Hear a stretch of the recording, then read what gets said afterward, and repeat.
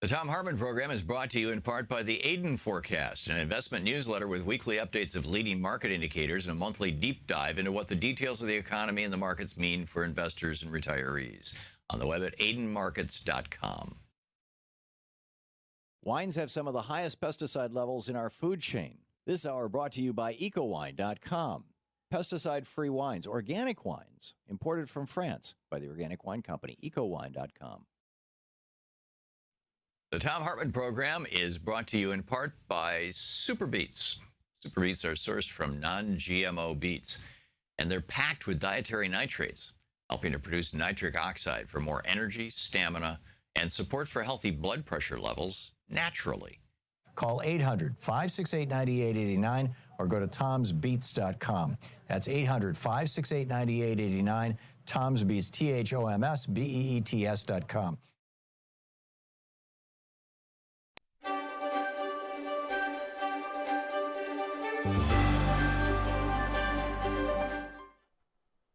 It's the Thom Hartmann University Book Club. Today we're reading from Seize the Time, the story of the Black Panther Party and Huey P. Newton by Bobby Seale. This is from page 85, a subchapter titled Huey Backs the Pigs Down. And there are a few words in here that I'll be filling in, as it were.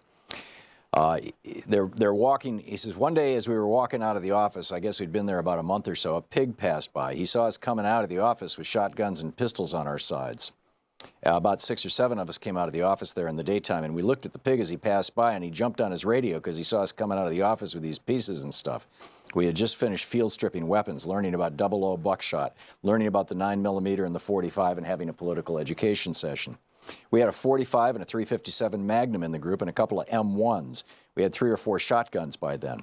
We bought up guns like a son of a bitch then. The pig went down 2 blocks and turned around, came back up the other side of the street. They were building rapid transit, BART, right down from Grove Street there, and we went up the other side of the boulevard and came back. We readily assessed that the pigs were ready to see what the F was happening, that this pig had radioed in, and he was running it down, how he had, quote, seen some N-words come out of a place here with some guns and blop, blop, de bloop, etc., come out of this office with guns and stuff. He was radioing into other pigs to help get him. Huey had his father's car that day, and he goes through that whole thing. So anyhow, the police pull him over, and Huey got in the car, and the pig came up to the window. You have any driver's license? So Huey rolled the window down. That wasn't more than a 3 or 4 inch crack in the window. Huey handed his license out the window. Is this your true name, the pig said? And Huey said, yes, that's my true name, Huey P. Newton. Is this your true address, 841 47th Street? And Huey said, yep, that's my true address, 841 47th Street. And what are you doing with the guns? And Huey said, what are you doing with your gun? This particular pig decided he wasn't going to argue, so he went back and got his little writing pad there where they fill out S-word. Your true name is Huey P. Newton? Huey said, that's right. The pig wrote it down. Your true address is 841 47th Street? Huey said, that's right. The pig then looked at his license. What's your phone number? And Huey said, 5, and stopped and wouldn't say anything else. And the pig said, 5 what? And this is when all the S-word between the pig and the party and the pigs began. Huey said, the 5th Amendment. You ever heard of it? Don't you know about the constitutional right of a person not to testify against himself? 5, I don't have to give you anything but my identification, name, and address, so therefore I don't even want to talk to you. You can leave my car and leave me alone. I don't even want to hear you. What do you mean, the pig said. And Huey said, just what I said. The constitutional right of any man is that he doesn't have to testify against himself. And Huey had a big M1 sitting to his right with his hand on it. I had this 9mm sitting beside me, and Huey had this M1 at his side. Huey was driving. 4 other brothers were in the back seat. One of them was Bobby Hutton. They were being quiet because Huey told him to be quiet, and the pig is going crazy. He's by himself, and Huey's got all these black N-words in the car going for the MFer. Meanwhile, while the pig is trying to get bad, 3 cars drove up behind us and 1 in the front. Some more were in the driveway. Blop, blop, blop, de blue. Then another car came in front of us. A pig jumped out of the car, walked up to our car, and said through the crack in the window with a hoggish voice trying to sound intimidating, what's going on here? And Huey said, the same basic procedures that are supposed to go on. Huey rolled the window down another 5 or 6 inches. The pigs were looking at the guns in the car. Can I see that pistol there? One of the pigs said. No, you can't see it, Huey told him. I was beginning to get skeptical about what was happening because he pointed to my 9mm pistol. Huey was on probation, and if they thought that this was Huey's pistol, I didn't know this law stuff the way Huey knew it, so I moved the pistol over beside me real close. It had been lying in the middle of the seat. I said, no, you can't see it. Huey said, no, you can't see the pistol, nor this, pointing to his rifle. And you don't want to look, and I don't want you to look at it. You don't have to look at it. Is that your pistol? He asked Huey. And I said, no, it's not his pistol, it's my pistol. I said that because I was thinking the man's going to jump on Huey because he already told me about the probation law. If he gets caught with a pistol, he's burned. But if he gets caught with a rifle, the man can't mess with him because his probation officer told him he can carry a rifle or shotgun and he couldn't stop him. The pig said, can I see it or not? So Huey said to me, I'll talk. And then he said to the pig, no, you can't see the pistol. Get away from the car. We don't want you around the car, and that's all there is to it. Well, I can ask him if I can see his pistol or not, the pig says. So I says, well, you can't see my pistol. The MFers tried to get indignant. They were blabbing and oinking to each other about who in the hell we thought we were, and Constitution my ass, they're just turning it around. Then the pig said to Huey, who the hell do you think you are? Look, damn it, Huey said. He opened the car door. This is where Huey got mad. I mean, you have to imagine this N-word. He got mad because these dogs were going to carry on and they were bracing up like they were bad. Huey didn't go for this at all. Huey got very mad. He opened up the door saying, who the hell do you think you are? In the first place, this man, pointing at the pig, came up here and asked me for my license like he was citing me for a ticket or observation of some kind. This police officer is supposed to be carrying out his duty, and here you come talking about our guns? Huey put his hand around his M1 rifle and continued, we have a constitutional right to carry the guns, and anyway, I don't want to hear it. The pigs backed up a couple of steps, and Huey was coming out of the car. Huey had his hand back in the car getting his M1. And you know, if you've ever seen Huey, he gets growly but articulate. He came out of the car with his M1. Huey knows this law so well that he wouldn't have had the one M1 loaded inside the car. So he came out of the car, he dropped around into the chamber right away. Clack, clop. Who do you think you all are anyway? Huey said to the pigs. And the pigs were all on the sidewalk harassing all the brothers and sisters who gathered around. You move on down the street, said the pig. Huey started interrupting. You don't have to move down the street. Don't go anywhere. These pigs can't keep you from observing. You have a right to observe an officer carrying out his duty. And these pigs, they listen to all this S-word, and it goes on from there. It's a great story. Seize the Time by Bobby Seale. This is the Thom Hartmann Program. Greetings, my friends, patriots, lovers of democracy, truth, and justice, believers in peace, freedom, and the American way. Kim Jong-un is this tin pot dictator of a country that's got a GDP that's probably the size of Detroit, and or less. And he has been elevated to the world stage by Donald Trump as like some big major player and some guy who represents a real threat to world peace. But, you know, if I can just get world peace, I don't care if I get the Nobel Peace Prize. I just want world peace. Kim Jong-un has nothing to do with world peace. Let's just be upfront about this. He represents a threat to nobody except arguably South Korea, and South Korea has worked this out with him. And our media is not talking about this. And it's really important stuff. And this ties into Korea, the whole Korean situation. It ties into Iran. It ties into Israel and Syria and all this stuff that's going on. We'll get to all that stuff. And frankly, even to, to everything that's going on internationally. But let me just nail this down for you. Let me explain what I'm talking about. There's this meme in the Koreas around USB drives, flash drives. It is when North Koreans and South Koreans get together, or when it's possible for South Koreans to smuggle things into North Korea. The most common thing that's smuggled into North Korea are thumb drives, USB drives. And it makes the North Koreans crazy. They hate it. And what's brought in on these USB drives is typically Western music, South Korean music, pop culture stuff, TV shows, news reports, just generally subversive stuff from the point of view of the North. And when they catch people with these things, they execute them or they send them to the prisons where they've got hundreds of thousands of prisoners right now in North Korea. So when President Moon of South Korea met with Kim Jong-un, the dictator of North Korea, back a week or so ago, a couple weeks ago, in the DMZ, he gave him a USB drive. But which is in and of itself pretty amazing, because that's like a major crime from the point of view of the North Koreans, to receive a USB drive from a South Korean. So Moon gives Kim a USB drive. And on that USB drive that Kim has, we now know, and this was just published yesterday in the Guardian, but the copy, actually the story I have in front of me right now is from the Business Insider, businessinsider.com. That on that USB drive is a map. It's titled, it's actually an ebook and a presentation, and it's all in Korean. and it's titled A New Economic Map for the Korean Peninsula. And quoting from this article by, no, it doesn't have a byline, but it's from BusinessInsider.com. The map is a blueprint for economic cooperation between North and South Korea.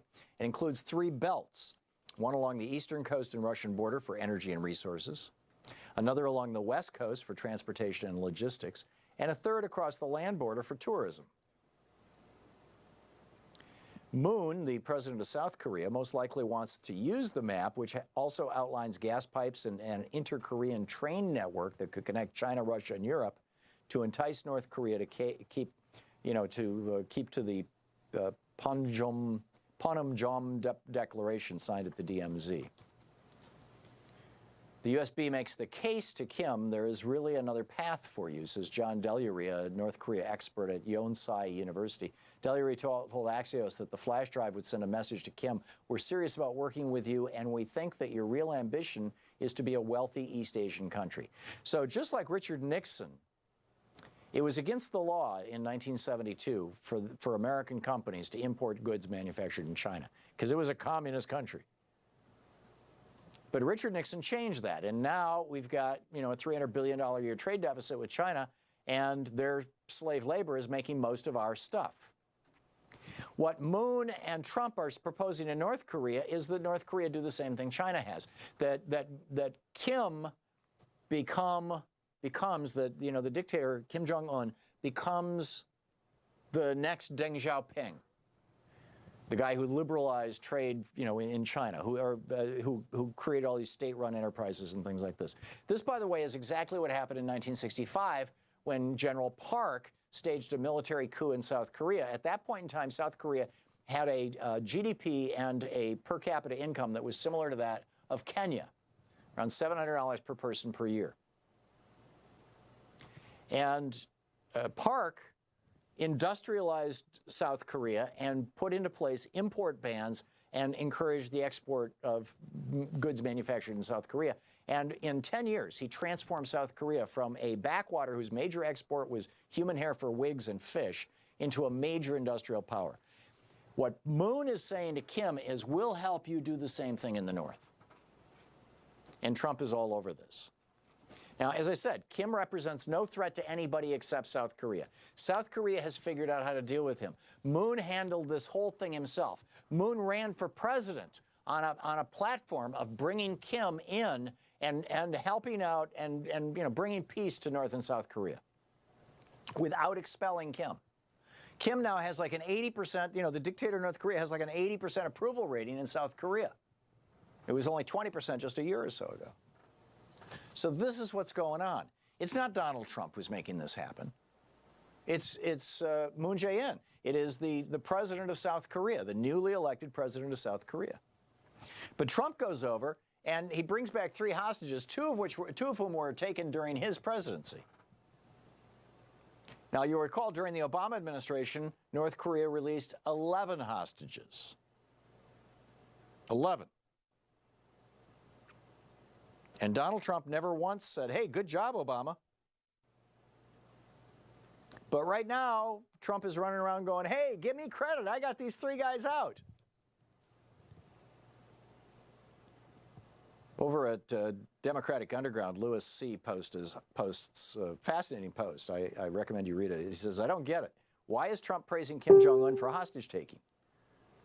He says they shouldn't have taken these hostages in the first place. This only encourages Un to take hostages in the future if things don't go well. He says, my analogy in all this is if some fool kidnapped my kid and then released him 2 years later, you can rest assured I'd be happy to see my kid, but I would certainly not be praising the kidnapper. Trump has essentially normalized this dictator, Kim Jong-un, because, he kind of understands him.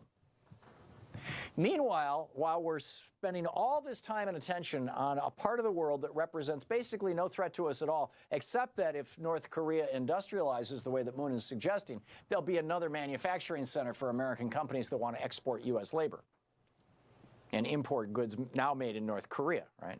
That's what's going to happen. But in the meantime, you've got a war going on in Syria. Now, Iran is an ally of Syria and of Russia. And Russia has their Mediterranean deepwater port in Syria. And so they're interested in protecting that country and the guy who runs it, Bashar al-Assad. Iran has location. They've got 11, I believe, locations around Syria. Now, Syria is really consequential to Israel because it's Israel's northern border. And the Golan Heights, which is where a lot of conflict is happening right now, were seized by Israel, and I believe it was the Six-Day War. It was one of those conflicts. Used to be part of Syria. Syria wants it back. It's considered occupied territory. But, you know, it looks down over both Israel and Syria, so it's strategically really important. So I don't think Israel's ever going to give it up. But what happened was once we backed out of the whole Iran deal, you know, the day after, I mean, yesterday, Israel launched a major attack on Syria. Now, they're saying this is in response to Syria, or to Iranian, excuse me, an attack on Iranian positions in Syria. And they're saying, well, the Iranians fired these rockets into the Golan Heights, where we are. And we're not going to put up with that.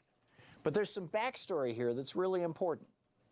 Kurt Eichenwald is tweeting about this. You can read it over on his Twitter feed. He says, in 1985, Ronald Reagan considered it so important to get a moderate government in Iran that Reagan dealt with three people he considered potential allies. One of them, who met with National Security Advisor Robert McFarlane, was Hassan Rouhani. Because of that meeting, U.S. sent arms to Iran. This was the Iran-Contra deal. Rouhani became president of Iran, just like Reagan wanted. The hope with Rouhani being in office was that we would be able to kneecap the hardliners and begin steps of negotiations with the intent of establishing an Iranian-U.S. détente by 2030. And then he talks about how the Army War College said this is a whole long-term strategic play that we're doing. And we've got now Rouhani as president of Iran, right, taking on the hardliners. In fact, Eichenwald says, we were at the point where banking sanctions should have been removed. But no, instead, we spit in Rouhani's face because idiots see this as being about Obama. So now the Iranian hardliners, the ones we wanted out, are celebrating because this critically undermined Rouhani, making his position less stable, what Trump did, blowing up the Iran deal. Hardliners are now proclaiming that they were right, that the U.S. would never keep an agreement. They just could never understand that we wouldn't keep the agreement because Republicans get their national security knowledge not from the Army War College, not from the Naval War College, not from international think tanks, intelligence services, or allies. No, they get their intelligence information, their security knowledge, from the entertainers at Fox News. We are a country of abysmal stupidity where people don't read and get all their information from TV and internet blogs, but proclaim themselves brilliant at every topic. The possibility of a détente with Iran went down the toilet today. This was day before yesterday. No Iranian leader will ever take the risk of striking a deal with the United States again. Rouhani might fall unless smarter nations in Western Europe, as well as the Russians and China, can salvage the damage from I would say, Trump's vast, aching stupidity. Either way, we have lost a key lever in the Middle East because the Republicans refuse to play the long game, but instead go for tonight's ratings on Fox News. Spot on, Kurt Eichenwald. So while we're ignoring a real problem in a part of the world that could lead to World War III, the Middle East, and we're disengaging with Rouhani, our ally in Iran, and slapping him in the face, Trump is doing this just to suck up to the Fox News pundits. And, of course, because Obama cut the deal. At the same time this is happening, we're putting all this effort in North Korea, which is going to produce basically nothing for us.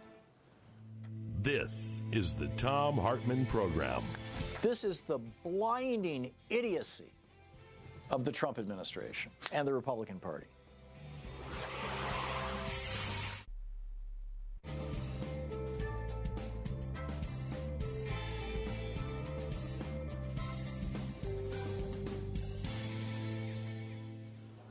And welcome back. There's, well, let's pick up a phone call here. Nathan, watching Free Speech TV in Dallas, Texas. Hey, Nathan, what's on your mind today? Hi, Tom. Yeah, just real quick, I just wanted to get your thoughts. I see this, just everything going on, this new axis of evil of the three epicenters of religious right countries with the U.S., Israel and Saudi Arabia having formed a coalition. And if you're everyone else in the world, you see what Russia's done. nobody wants to fight the U.S. Army. No one wants to take on our military. So, Sure. at what point is it not in everyone's interest, not just Russia's, all the other countries, to jump in? Because the only way the U.S. is going to, we are now a problem for the world, and the only way we're going down is if we rip ourselves to shreds. So, well, I think they are. I mean, you've got in Korea, you've got Moon actually doing all the work and letting Trump take all the credit. And in the Middle East, you've got Trump disengaging, and now the Europeans are going to have to step in and work things out between Iran and Russia and China and the various European countries, and the United States. I mean, the Europeans are going to have to decide what they're going to do when Trump tries to impose sanctions on European countries that are doing business with Iran, because the European law, the EU is also a signatory to this deal in aggregate. European law and trade law does not provide for punishing European companies that are doing business with Iran. Right now, the Europeans are signed on to this deal with Iran, and so their companies are legally doing business with Iran. But now Trump is saying the United States is going to punish your companies if they do business with Iran, because we're trying to make these sanctions really hurt Iran. We want to hurt the country who's got a reformer president right now who's trying to liberalize the country. We want to throw Iran back into the Stone Age. We want to put it back into the hands of the hardcore right-wing mullahs. We want to let them have a victory because, hey, the whole world should go right-wing. And Nathan, it's going to all depend on whether particularly the power centers of Europe, which would be France and Germany right now. The UK is kind of disengaging. And Brussels, of course, the seat of the EU. Whether these countries are willing to step in and say to Iran, and Russia will play a significant role in this also, whether they're willing to step in and say to Iran, we will defend your interests instead of Donald Trump's little petty, feud with Barack Obama, basically. And right, and if they do that, then it becomes in their best interest to jump in with Russia and just hack or cause as much discord in the U.S. And then at that point, it's the entire world hacking the elections, not just Russia. And that's that, right? Well, I made this point yesterday. If Russia can hack our elections, anybody can hack our elections, and we, it's all well and good to freak out about Russia, but there's. Go ahead. I'm sorry.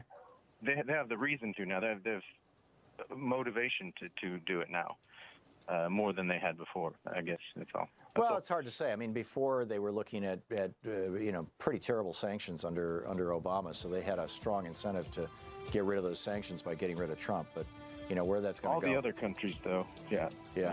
We'll see how it plays out. Nathan, thanks for the call. Important stuff. It's really important stuff. We'll be right back.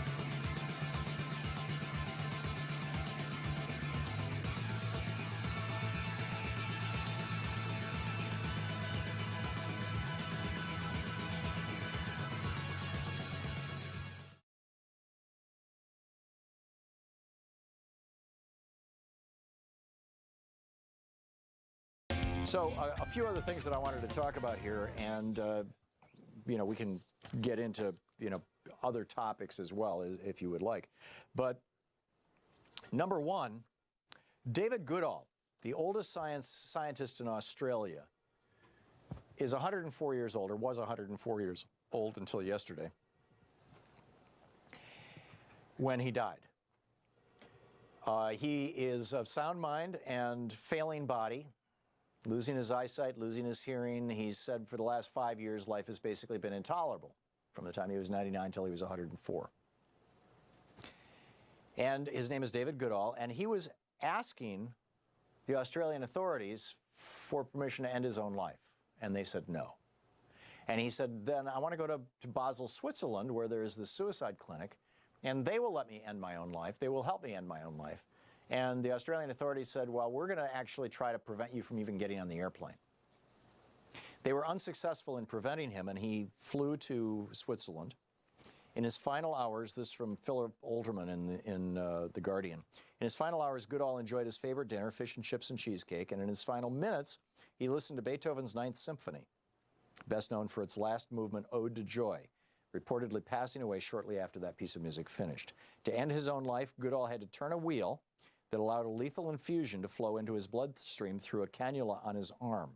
Assisted dying, where patients take the final action to end their own lives, is legal in Canada, the Netherlands, Luxembourg, Switzerland, and parts of the U.S. That would be Washington and Oregon. I think there may be other states, but I'm not sure. Anyhow, though, he was not terminally ill, but he said that, life just really sucks. He spent his final full day exploring Basel University's botanic gardens with 3 of his grandchildren, who said they were proud of his bravery in the face of great public attention and were glad he could die on his own terms. At his last press conference on Wednesday, Goodall was in good spirits yesterday and sang a few bars of Ode to Joy while wearing a sweater printed with the words, aging disgracefully.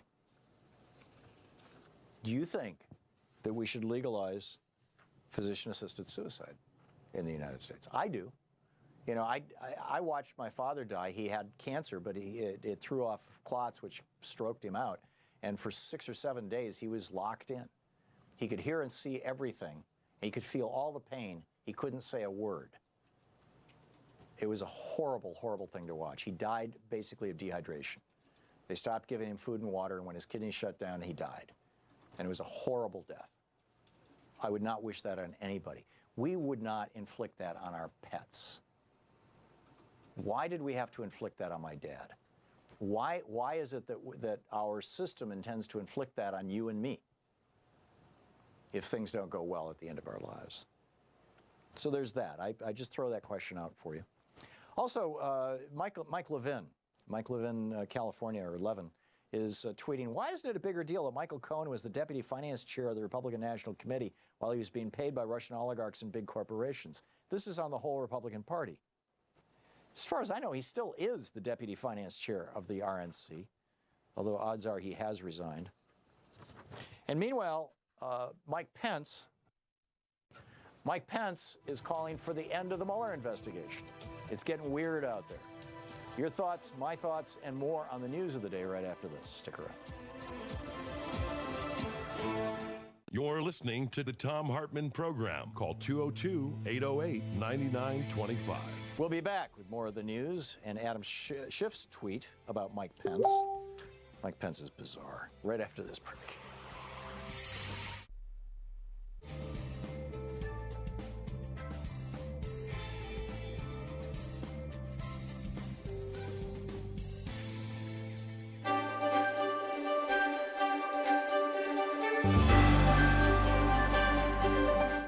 It's the Thom Hartmann University Book Club. Today we're reading from Notes on Debates in the Federal Convention of 1787, reported by James Madison. That would be the Constitutional Convention where everybody got together and wrote the Constitution. This is from Wednesday, August 22nd. Article 7, Section 4, resumed. Mr. Sherman was, and this is Madison's notes, so he's reporting what Mr. Sherman said. Mr. Sherman was for leaving the clause as it stands. He disapproved of the slave trade. Yet as the states were now possessed of the right to import slaves, as the public good did not require it to be taken from them, and as it was expedient to have as few objections as possible to the proposed scheme of government. The proposal, by the way, was to ban the importation of slaves after 1808 with the assumption that the states would rapidly end slavery shortly thereafter. And you'll hear that in just a minute. It was expedient to have as few objections as possible to the proposed scheme of government. He thought it best to leave the matter as we find it. He observed that the abolition of slavery seemed to be going on in the U.S. and that the good sense of the several states would probably by degrees complete it soon. He urged on the convention the necessity of dispatching its business. Colonel Mason spoke. This infernal traffic originated in the avarice of British nations. The British government constantly checked the attempts of Virginia to put a stop to it. The present question concerns not the importing of slaves alone, but the whole Union. The evil of having slaves was experienced during the late war. Had slaves been treated as they might have been by the enemy, they would have proved dangerous instruments in their hands. What he's talking about is the British offering slaves freedom if they came and fought for the British. But their folly dealt by the slaves as it did by the Tories. He mentioned the dangerous insurrections of the slaves in Greece and Sicily and the instructions given to by Cromwell to the commissioners sent to Virginia to arm the servants and slaves in case other means of obtaining its submission should fail. Maryland and Virginia had had already prohibited the importation of slaves expressly. North Carolina had done the same in substance. All this would be in vain if South Carolina and Georgia were at liberty to import. The Western people are already calling out for slaves for their new lands and will fill that country with slaves if they can be got through South Carolina and Georgia. Slavery discourages arts and manufactures. The poor despise labor when performed by slaves. They prevent the immigration of whites. They produce the most pernicious effect on manners. Every master of slaves is born a petty tyrant. They bring the judgment of heaven on a country. As nations cannot be rewarded or punished in the next world, they must be in this. By an inevitable chain of causes and effects, providence punishes national sins by national calamities. He lamented that some of our Eastern brethren had, from a lust of gain, embarked in this nefarious traffic. As to the states being in possession of the right to import, this was the case with many other rights now to be properly given up. He held it essential in every point of view that when the general government should have the power to the general government should have the power to prevent the increase of slavery. Mr. Ellsworth rose to spoke. As he had never owned a slave, could not judge on the effects of slavery on character. He said, however, that if it was to be considered in a moral light, we ought to go farther and free those already in our country. As slaves also multiply so fast in Virginia and Maryland that it is cheaper to raise than import them, whilst in the sickly rice swamps foreign supplies are necessary, if we go no further than is urged, we shall be unjust toward South Carolina and Georgia. Let us not intermeddle. As population increases, poor laborers will be so plenty as to render slaves useless. Slavery in time will not be a speck in our country. Provision is already made in Connecticut for abolishing it, and the abolition has already taken place in Massachusetts. As to the danger of insurrections from foreign influence, that will become a motive to kind treatment of the slaves and former slaves. Mr. Pinckney, if slavery be wrong, it is justified by the example of all the world. He cited the case of Greece, Rome, and other ancient states, the sanction given by France, England, Holland, and other modern states. In all ages, one half of mankind had been slaves. If the southern states were let alone, they would probably of themselves stop importations. He would himself, as a citizen of South Carolina, vote for it. An attempt to take away the right as proposed will produce serious objections to the Constitution, which he wished to see adopted. General Pinckney rose to speak and declared it to be his firm opinion that if himself and all his colleagues were to sign the Constitution and use their personal influence, it would be of no avail towards obtaining the assent of their constituents. South Carolina and Georgia cannot do without slaves. As to Virginia, she will gain by stopping the importation. Her slaves will rise in value, and she has more than she wants. It would be unequal to require South Carolina and Georgia to confederate on such unequal terms. He said the royal assent before the Revolution had never been refused to South Carolina, as to Virginia. He contended that the importation of slaves would be for the interest of the whole Union. The more slaves, the more produce to employ the carrying trade, the more consumption also, and the more of this, the more of revenue for the common treasury. He admitted it to be reasonable that slaves should be dutied like other imports, but should consider a rejection of the clause as an exclusion of South Carolina from the Union. Mr. Baldwin rose to speak, said he had conceived national objects alone to be before the convention, not such as like the present were of a local nature. Georgia was decided on this point. That state was always hitherto supposed a general government, and on it goes. It's a fascinating insight into what these guys were thinking and debating.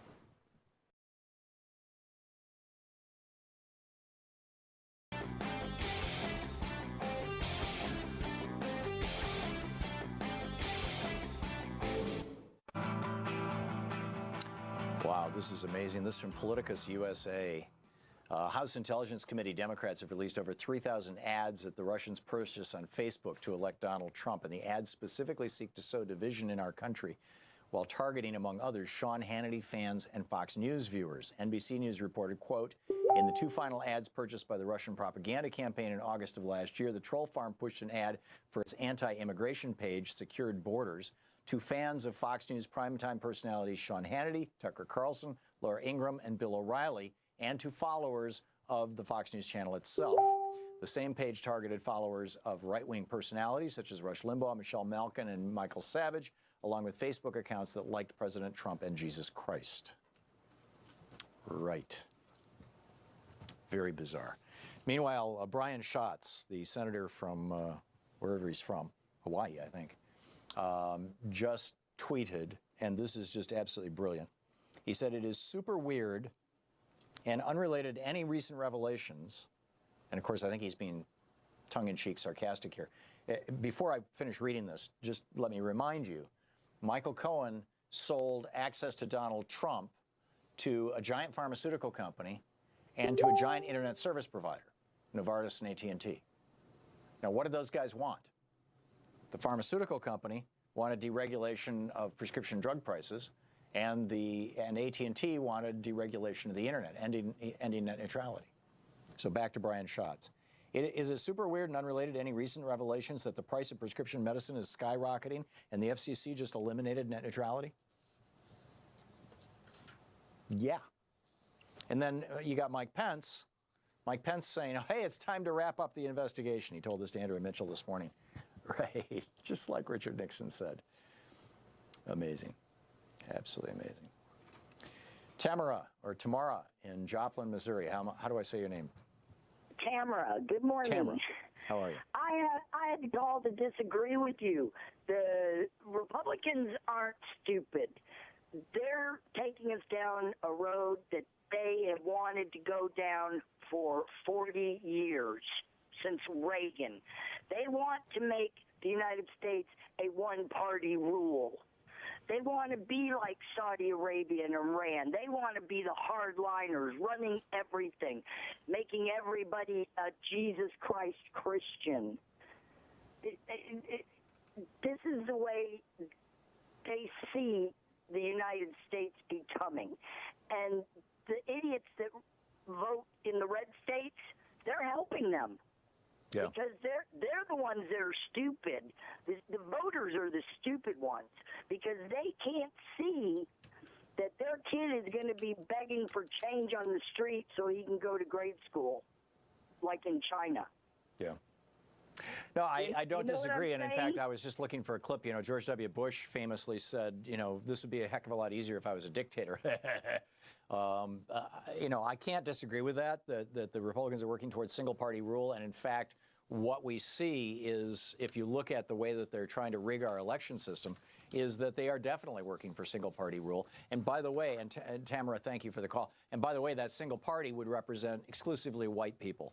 For example, in Michigan, the Republicans in Michigan, Rick Snyder's hometown, state, Michigan Republicans are pushing work requirements for Medicaid that are designed to spare poor white people and hurt poor black people.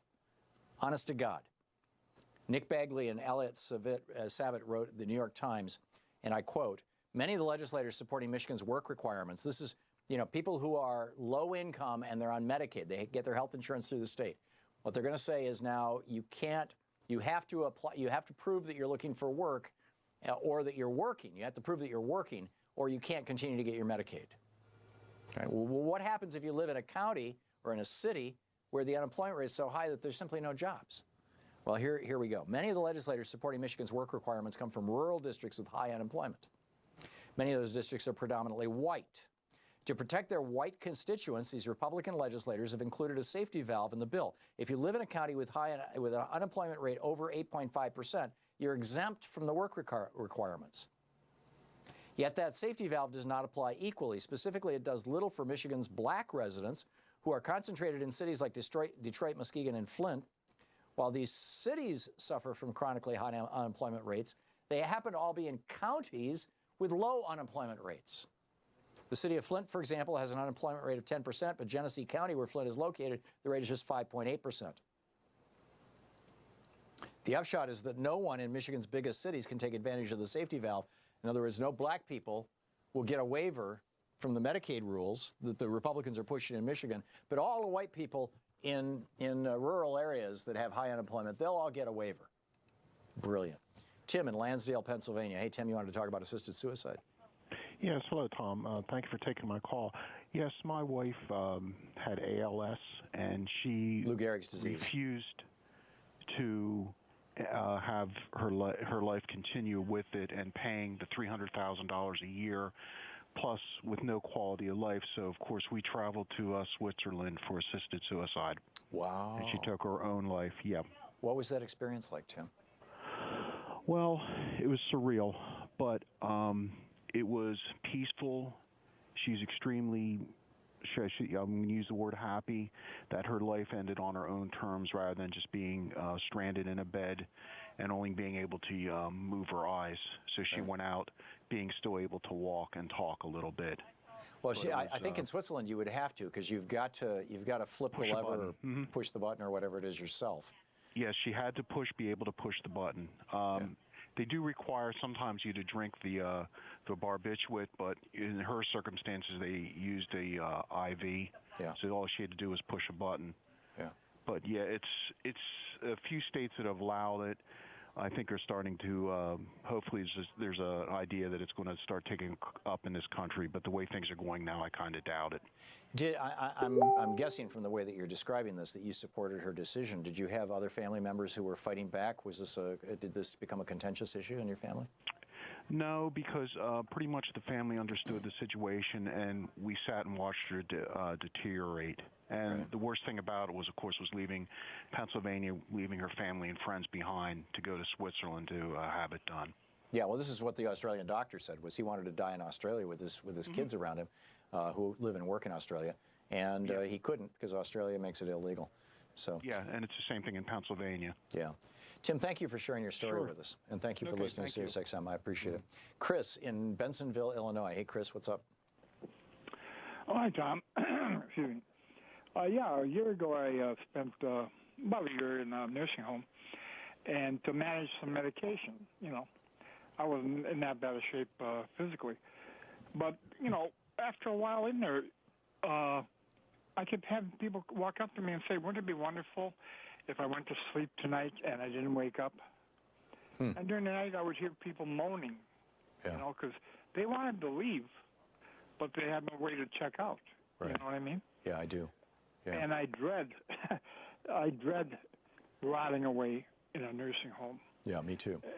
And when I was in South America 10 years ago, I picked up a nerve toxin that's used by the Yanomamo Indians. Mm-hmm. And causes death in 3 to 4 seconds. I still have it. I always make sure I know where it is in case somebody, That's interesting that was in South Africa, you said? Because the Yanomamo is a Brazilian tribe. No, I said South America. I'm sorry. South America. Yeah. Okay, great. Yeah. And, the reason I found out about that, I took anthropology in college, and I found out about the Yanomamos. They use that for their poison arrows, right? Or blow darts or whatever it is, Fascinating. And the Hebrews, too. There's another tribe that uses them, too. Yeah. But I feel a lot better knowing that I can check out on my own terms. Well, so you've got your plan B. And in fact, that's the story. I mean, I was living here in Oregon when the state of Oregon passed the physician-assisted suicide law. And I talked with a number of physicians who actually were prescribing lethal doses of barbiturate to their patients. And the story that they told over and over, and we talked with several people who had these drugs prescribed to them. First of all, you have to have 2 doctors sign off. Secondly, you have to be within 6 months of dying, according to those 2 doctors. And third, you have to be of sound mind, right? So this is clearly your decision. But what the story that they told was that more often than not, once the people got the little bottle of barbiturate, all you do is just drink that thing down and you fall asleep in about a half hour and you're dead in an hour. Once they got that bottle of phenobarbital, they set it next to the bed and they would look at it, and every day they'd wake up and say, okay, is today the day? No, I don't think so. I can go one more day. And actually people, because they weren't panicking anymore, they weren't freaked out, people weren't going out and buying guns and making messes all over the wall that their neighbors and friends have to deal with, their family. And instead, they tended to live longer than people of similar circumstances who were using messier techniques to commit suicide, which I found fascinating. Chris, I have to move along, but thank you for the call. And thanks for sharing your story with us. Ken in Shippenville, Pennsylvania, it says you want to disagree with me about North Korea? Yeah, Tom, I want to have a discussion with you. I mean, there's some things I agree with you about, but there's some things I disagree. I agree that what the North Koreans want is a Sun Xiaoping type of economy, have a little bit of like a little China. Right. You know what I mean? Yeah, China got rich. They want to get, everybody wants to get rich, so why would they not? That's right. That's right. And I think, but where I disagree with you is why did they change their strategy? Now, The North? I believe, yeah. Because finally they had a partner in the South who was willing to work with them. What's his name? Moon, the current president of South Korea, is the first South Korean president who had a national mandate to reconcile with the North. All the previous South Korean presidents got elected by being bellicose, by pounding their chests and yelling, terrible dictator. I will protect you from the terrible dictator. Moon came along and said, I will negotiate with the terrible dictator and we will end this threat. And the Korean people support that. I submit to you that the reason why they changed their strategy is because of the pressure that was applied by Donald Trump. Donald Trump didn't apply any pressure. He sent out some tweets. That's not pressure. No, the pressure that Kim is experiencing, the dictator of North Korea, the pressure that he's experiencing is economic, and it's in his own country. I mean, if you want to talk about the sanctions, those were started under what, the George Bush administration, maybe even the Bill Clinton administration. We've had, and certainly Obama ramped them up. We've had sanctions in North Korea forever. Ken, this was not a Trump triumph. It definitely was not. You're listening to Thom Hartmann. Visit thomhartmann.com for audio and video archive. Trump is being the wimp here. Trump is the weakling who is kowtowing to a tin pot dictator in a little tiny country, elevating him on the world stage. It's terrible.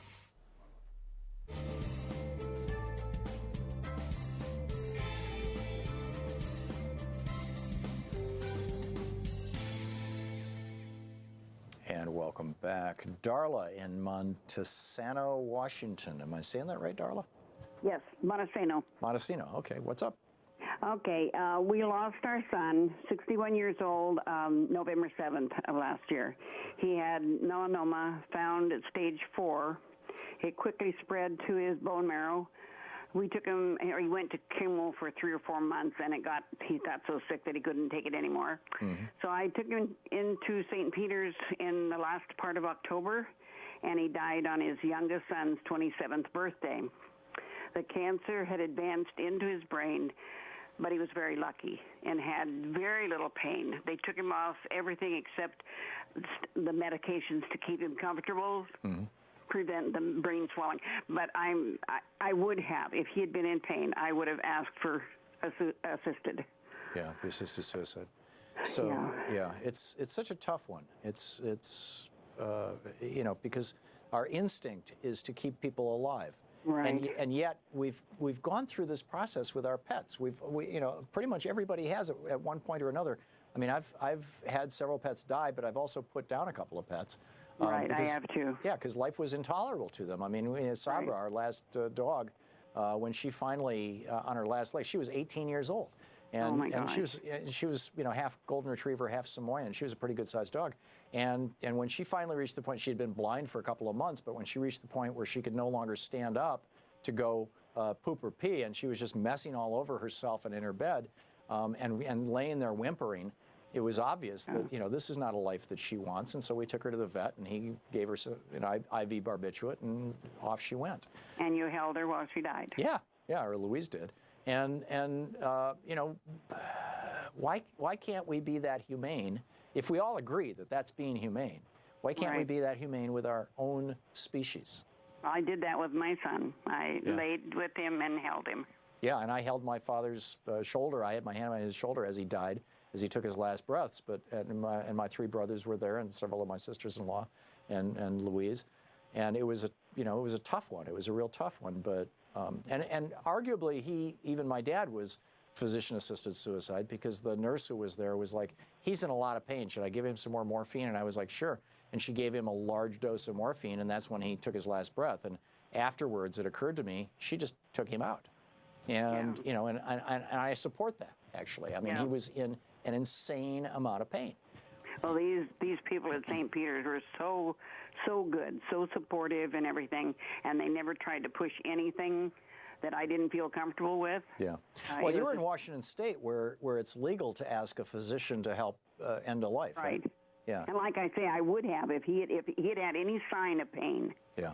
But he didn't. He was very peaceful. Yeah. Well, that's you know, that's unusual with cancer. And, yes, I understand that from people talking to me. But this is the third child we've lost. Oh my goodness. We lost one at 4 years old back in '65. We lost my daughter, mother of 4 kids, in '90. Oh my. That's something no parent should ever have to go through, Darla. Yes, I agree. And as our world gets more and more toxic, you know, I've got one of the stories I was going to do today is about how they're finding Roundup, you know, the herbicide, in basically every food. Right. You know, and it's tied to cancer now. Even in new babies and their placenta and everything. Everywhere. Yeah. Darla, thank you for the call and thanks for sharing your story. I'm so sorry to hear about the loss of your son, but I'm glad it was not a horrible death. Thank you. Thank you very much. We'll be right back.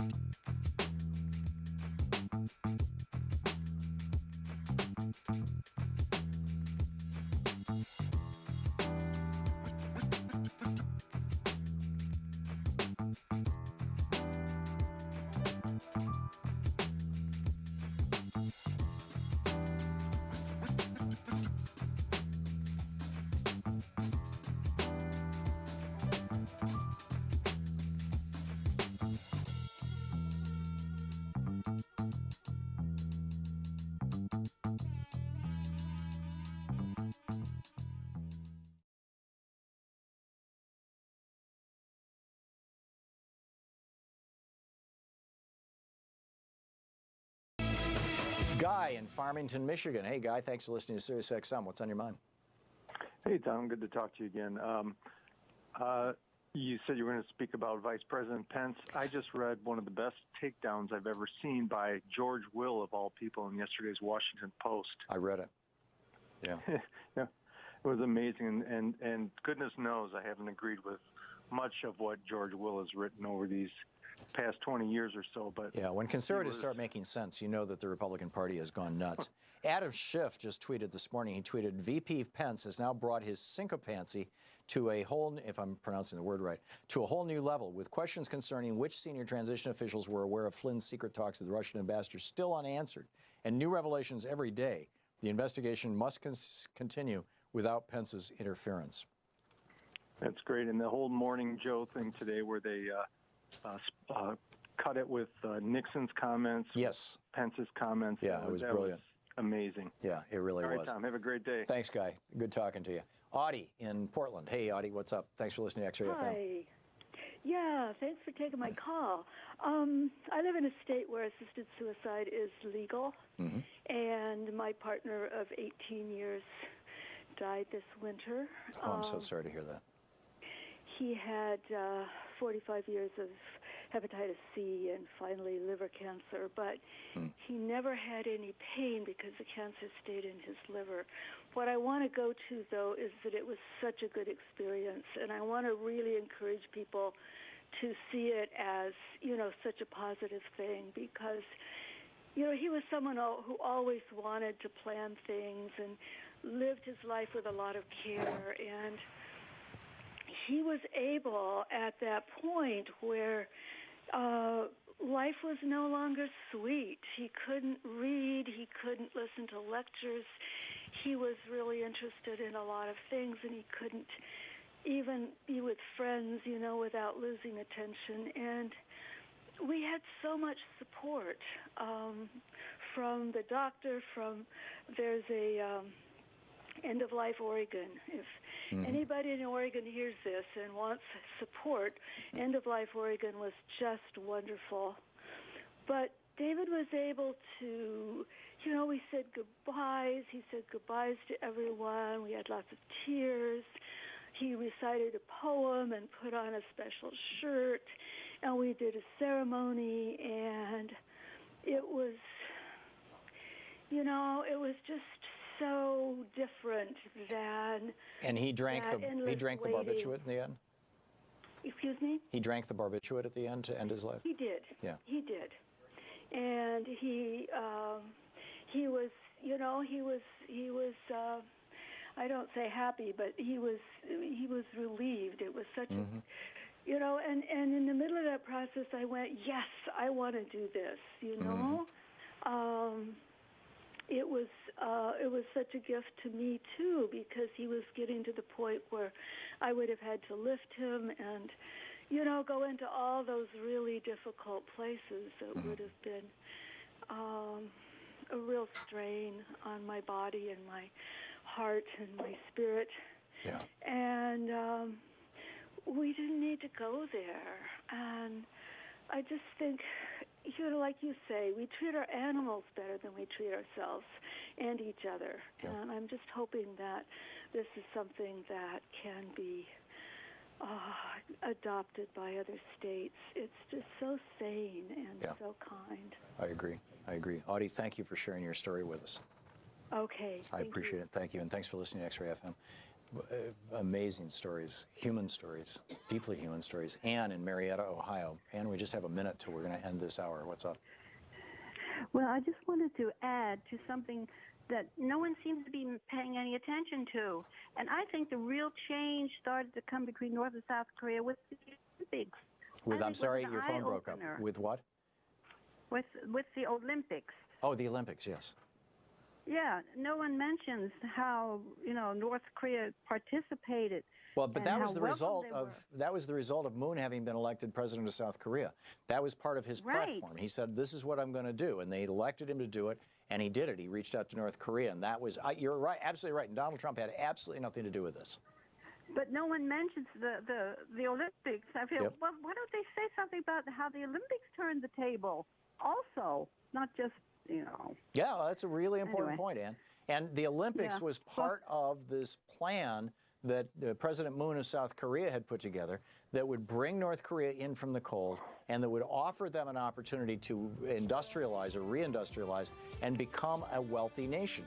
And North Korea is jumping at that. And Donald Trump has nothing to do with any of it. Donald Trump is just the sideshow that's going on. And thank you for reminding us all of that little bit of history, because it's an important one. We'll be back. It's coming up on the top of the hour. Professor Richard Wolff will be with us right after this, and then we'll be back with your calls and more of the news of the day, so stick around. You're listening to Thom Hartmann.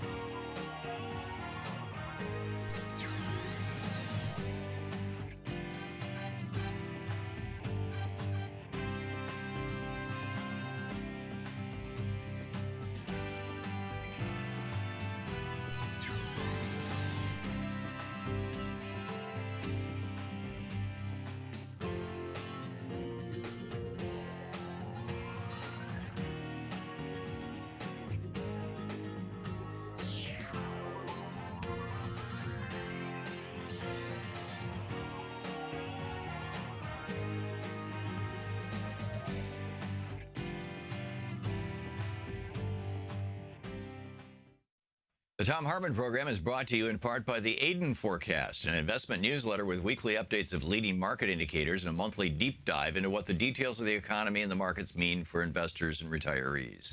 On the web at aidenmarkets.com. Wines have some of the highest pesticide levels in our food chain. This hour brought to you by EcoWine.com. Pesticide-free wines, organic wines, imported from France by the Organic Wine Company, EcoWine.com. The Thom Hartmann Program is brought to you in part by Super Beets. Super Beets are sourced from non-GMO beets, and they're packed with dietary nitrates, helping to produce nitric oxide for more energy, stamina, and support for healthy blood pressure levels naturally. Call 800-568-9889 or go to tomsbeats.com. That's 800-568-9889, Tom's Beets, THOMSBEETS.com.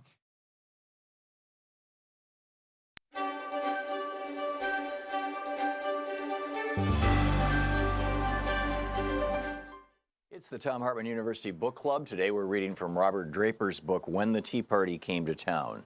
This is from the prologue. Every American should know this, by the way. Evening, January 20th, 2009. You could fit the number of Republicans who were out of town the night of Barack Obama's inauguration around a single dining room table. There were about 15 of them, all white males plus a few spouses. The venue was the caucus room, an expense account steakhouse halfway between the White House and the Capitol. A seething winter chill was the least of their discomforts that evening. Nearly 500,000 people had begun to congregate in the National Mall on Sunday, January 18th, 2009, 2 days before the inauguration. By the time Obama was sworn in on Tuesday, the number had reached 1.8 million. The nation's capital had never hosted a crowd that large, not for any reason. Definitely not for the previous president, George W. Bush, who had been jeered that afternoon as a helicopter whisked him off to Texas. Now the occupant of the White House was a Democrat. The House and Senate were controlled by Democrats. Barricades still lined the streets outside as if at any moment the ruling party might engulf the caucus room and finish off what was left of the Republicans. On such a night, it was a comfort to suffer among friends. Most of them, Eric Cantor, Kevin McCarthy, Paul Ryan, Pete Sessions, Jeb Henseling, Pete Hoekstra, and Dan Lundgren, were members of the U.S. House of Representatives. 5 served in the Senate: Jim DeMint, John Kyle, Tom Coburn, John Ensign, and Bob Corker. The other 3 invitees were conservative journalist Fred Barnes of the Weekly Standard, former House Speaker Newt Gingrich, and communications specialist Frank Luntz. Most of them had attended the inauguration. And then it goes on through that. Luntz had organized the dinner, telling the attendees, you'll have nothing to do that night, and right now we don't matter anyway, so let's all be irrelevant together. Luntz was secretly, they picked at their salads and drank their wine and tried not to think about the thousands now dancing at the 10 inaugural balls that the new president and his wife were attending before the night was through. Luntz was secretly overjoyed. When had Republicans in a group setting ever acknowledged how badly they had blown it? When had they ever recognized that they had become part of the problem rather than the solution? Maybe they didn't see how big this is, he thought. We're in the depths, said Pete Hoekstra, who as a freshman in January '93 had attended Bill Clinton's swearing in and seen the GOP survive that particular downer. The discussion we're having tonight about President Obama and where our party is no different than the discussion I came into as a freshman, except it was even worse. Laughing, Hoekstra reminded him, we've been in a minority party for 4 years, and 2 short years later, Hoekstra gestured to Gingrich, the field general of the 1994 revolution. It's a whole new world. How to regain the whole new world? That was now the question.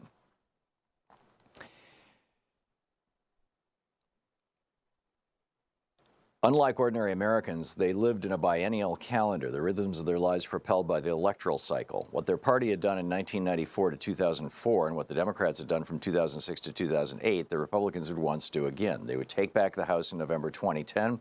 They would use the House as the Republican spear point to mortally wound President Obama in 2011.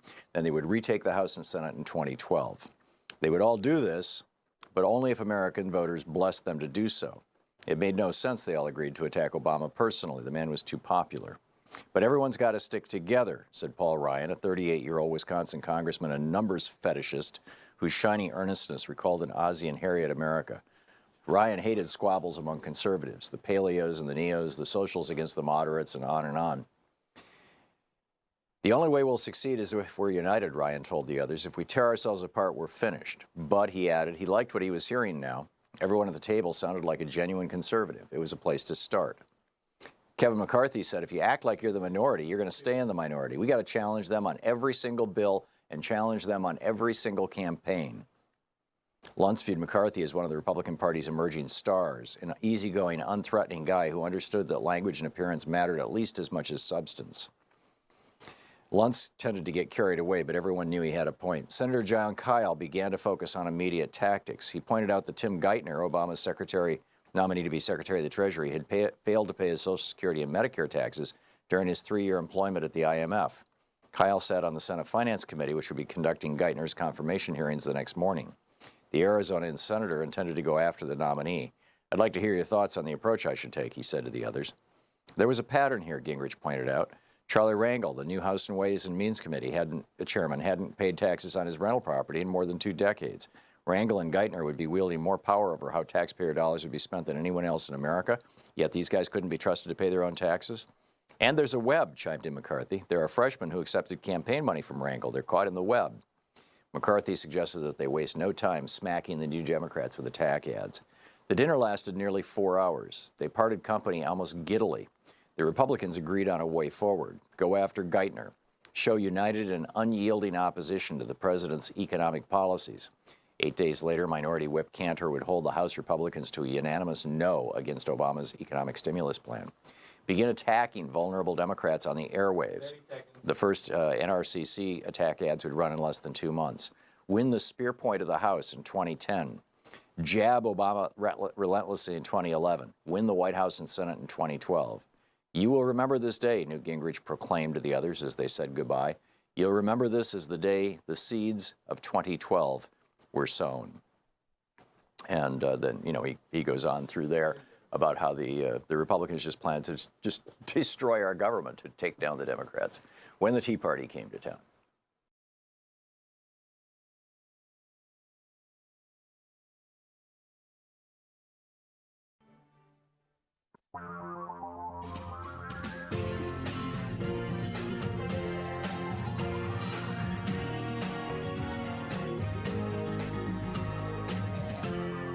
This is the Thom Hartmann Program. Welcome back. Thom Hartmann here with you. Professor Richard Wolff is on the line with us, the economist, co-founder of Democracy at Work, the author most recently of Capitalism's Crisis Deepens, Essays on the Global Economic Meltdown. Democracyatwork.info is the website, also rdwolf with 2fs.com, and you can tweet him at Prof. Wolf with 2fs. Professor Wolff, welcome back. Thank you, Tom. Glad to be here. Glad to have you with us. So I got this bizarre email from a right-wing think tank that says that I'm paying a $15,000 a year hidden tax because of government regulations, and that we've got to get rid of government regulations because they're a drag on the economy and they're a tax on working people. What say you? Well, you know, it's pathetic. It's really hard for me to come up with polite words, so I'll just get to the point of it. When you teach economics to young people in American universities, you explain to them, as any reasonable person would, that when human beings get together to make regulations about their collective life, they do so in the hope of improving that life. So, for example, we make rules about how you have to behave on the road so we don't smash into each other as we cross intersections. We make rules about how much interest banks can charge on credit cards so that we don't gouge the people who are desperately in need of that kind of support, and on and on and on. To act as though the only dimension of a regulation is the cost of implementing it rather than the social purpose it serves is simply silly. It's a kind of game in which you take a two-sided coin but refuse to look at one side and only on the other side, and it's a blatant effort of the objects of regulation in the United States to get out from under. Most regulations have been regulations of profit-making companies doing unsocial or antisocial things in order to lift their profits. The best example, because it's in people's minds today, is the taxi industry. When it first began, when cars would drive you around, it turned out that there was some danger here. Some of the drivers weren't the best folks. Some of the drivers weren't properly trained. Some of the cars weren't properly maintained, and they weren't insured. So if you had an accident, you weren't in a secure situation to get yourself fixed up. Okay, so we passed regulations requiring the car to be properly insured, requiring that the taxi be maintained. The idea that all we should look at is the cost of maintaining a regulation rather than to remember what in the world occasioned it in the first place is so grotesque a pandering that all I can say in response is shame on you, and if we actually did what these crazy folks want us to do, which is to deregulate, we will literally go backwards in history to the very conditions that prompted these regulations in the first place.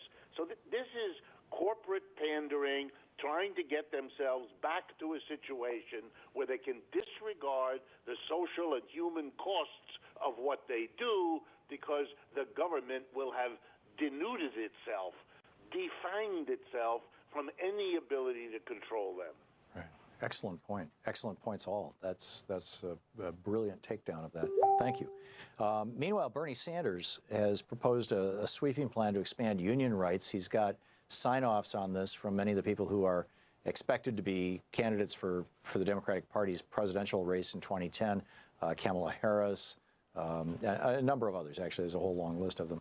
I'm curious your thoughts on what he's proposing, which would basically be saying that individual states cannot use the Taft-Hartley, their particular variation on right to work for less. They can't use that to support or defend employers who fire people just simply because they're talking about or actually doing union organizing in the workplace. Well, I am in support, 100% support of what Bernie Sanders is doing here. I believe it ties in beautifully with the selection you were reading just before we began this conversation. Because in effect, what Bernie is trying to do is to recreate some of the conditions that enabled the New Deal to be brought to us. It was the strength of unions back in the 1930s, consequent upon the CIO, which everyone has to remember was the greatest unionizing drive in American history, greater than anything before or since. Those strong unions are what brought us Social Security, unemployment compensation, the first minimum wage, and a government hiring program, which did precisely what the author you were reading from said. It kept America out of becoming a fascist country like others beset by the Great Depression. It allowed us to come out of that horrible World War II with a lesser degree of inequality of income and wealth than we had ever had before. It really changed the country in many ways for the better. So much has been undone of the New Deal since that it takes Bernie now, X years later, to begin to say, hey, let's go back and make an economy that at least begins to balance the extraordinary wealth and power accumulated over the last half century by corporate America with some sort of counterforce, something that can confront them with an equal support for the workers they hire so that we get back to a society that at least on some level recognizes that the workers are, after all, the majority. The workers are what make the society go, and that they've been on the losing end of a redistribution of power and wealth for the last 50 years. And he's beginning to try to move against that by changing the laws, strengthening unionization, things like that, which take us back to the conditions out of which our last positive and progressive surge came. I would, if I'm allowed, demur and disagree just a little bit.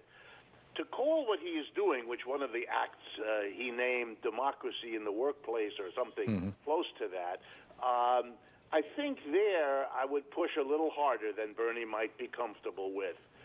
I love the concept of democracy at the workplace, but it means, I think, what it says. Democracy is a principle that holds If a human being is affected by a decision, then he or she has the right to participate in it. We can't be governed by kings or corporate executives whose decisions impact our lives in basic ways and then have no way to hold them accountable, no way to shape what they do. And we have a democracy, at least formally, in our political life, but we've never had one in our economic life. You basically forego your democratic rights when you cross the threshold into your office, your factory, your store, where you work. And the few people at the top, board of directors, the major shareholders, and so on, make the decisions. You live with them, including closing the factory down or moving the business to China or whatever else. That's not a democratic arrangement.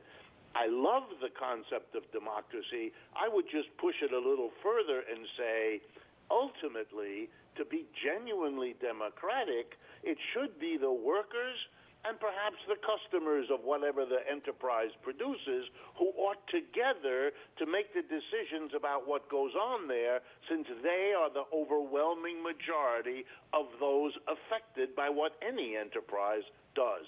Yeah, very well said. I think Bernie was on the show every Friday for 11 years, so I've heard his riff on this a number of times, and it's basically that that corporations, workplaces, corporations are set up essentially along the lines of kingdoms.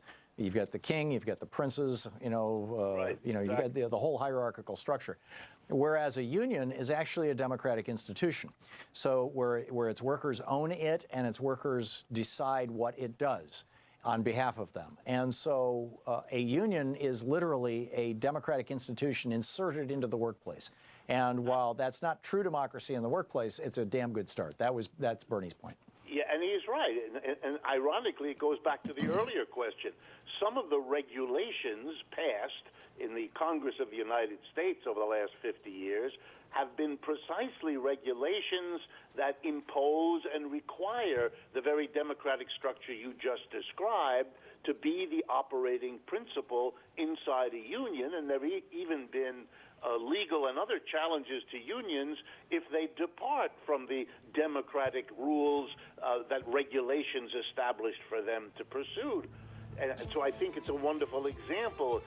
Do those folks really want all the regulations of unions to go? Of course not. Right. They're shills for the business community that wants more freedom to take more money out of our pockets. Yeah, they're very selective in their outrage. Professor Richard Wolff, great talking with you as always. Thank you, sir. Okay, Tom. Thank you very much. Democracyatwork.info is the website, and rdwolf.com, and you can tweet him at Prof. Wolf. This is the Thom Hartmann Program. We'll be back with more of the news of the day and your calls right after this.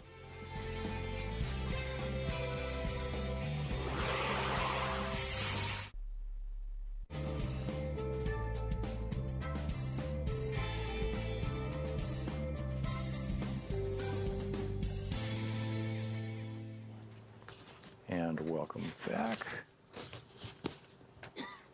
Remarkable, all the news that's out there. Gene, watching Free Speech TV in Boulder, Colorado. Hey, Gene, what's on your mind today? Hi, Tom. It's Gene. I'm in Delta, Colorado, actually. Mm-hmm.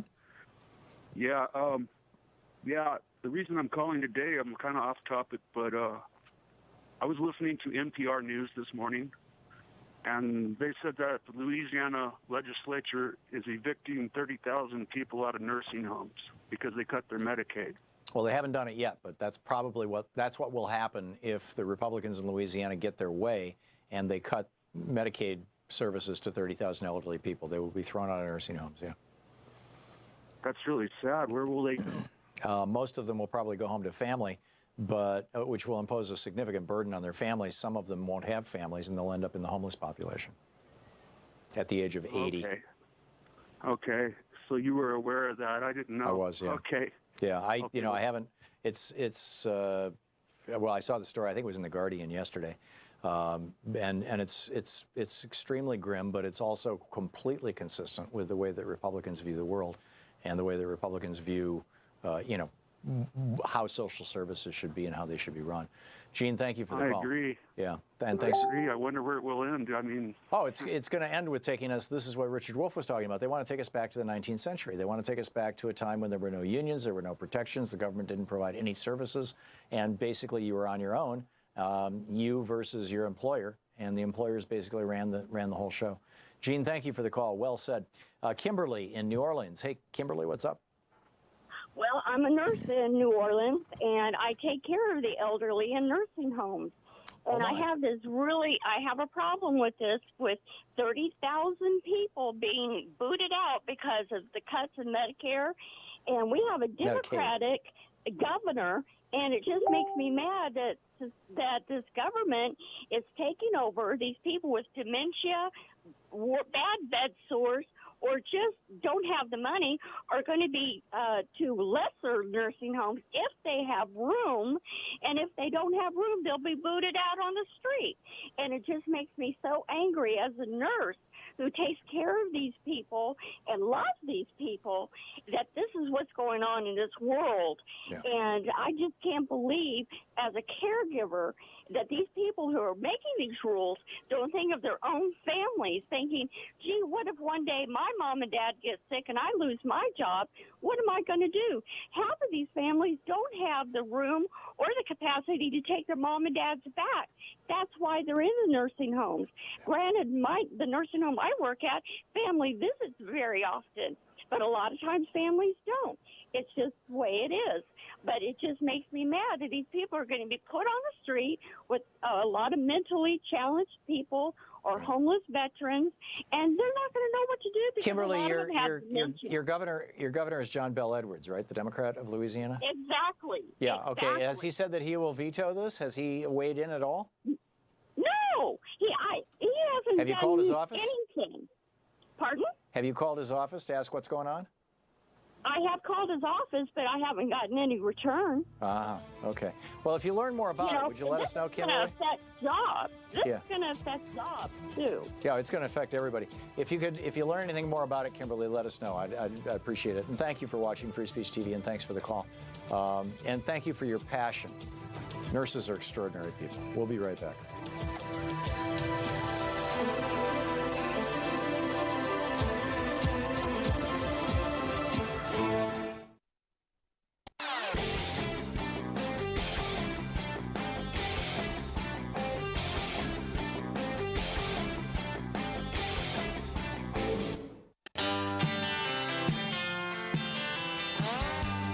It's your media support group for We the People, the Thom Hartmann Program. Alan in Crown Point, Indiana. Hey, Alan, thanks for listening to WCPT. What's up? Yeah, Tom. There's two things. First of all, I was wondering how you're doing, your physical. Are you doing better? I'm fine. My lungs still have a little bit of raggedness to them. It was a pretty nasty virus, but I'm fine. So thank you for asking. I was going to ask you your vitamin D level. If your doctor hadn't checked your vitamin D level, it's good. Make sure he has. I take 5,000 units a day, and I also take K2 along with it. So my vitamin D levels are good. So, but that's not what you called about, Alan. You want to talk about North Korea? No, that's not what I called.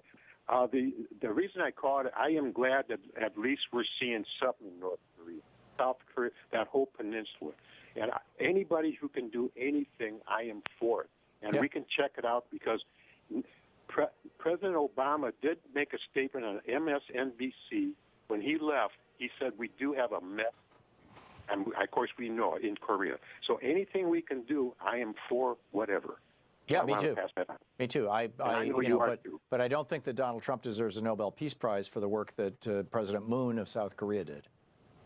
Okay. Well, whatever. Whatever goes, I hope they can get it done. Okay. And you too. Thanks a lot, Alan. Thank you for your call, and thanks for your kind words.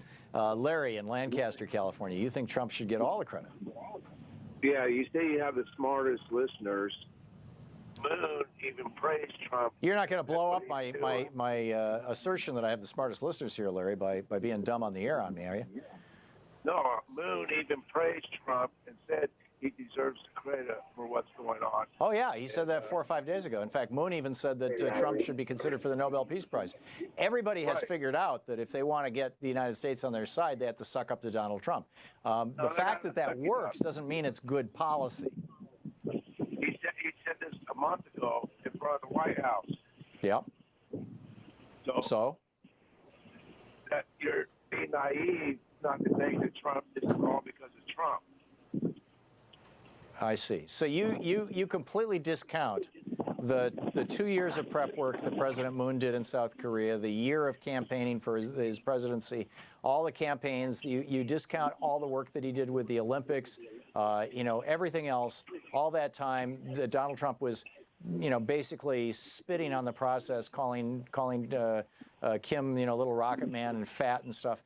You're discounting everything that President Moon did, and you're saying that all of this happened because Donald Trump insulted the guy.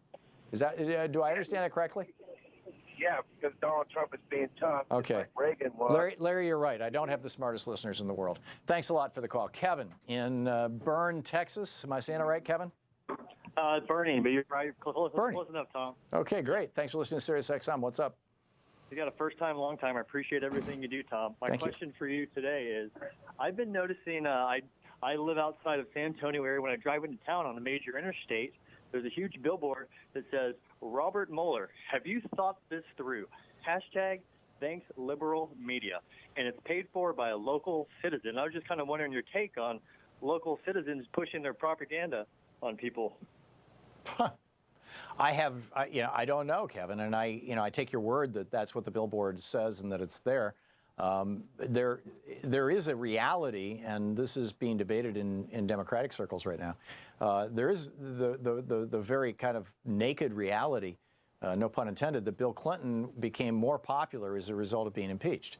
And it helped Democrats tremendously in the 2000 election.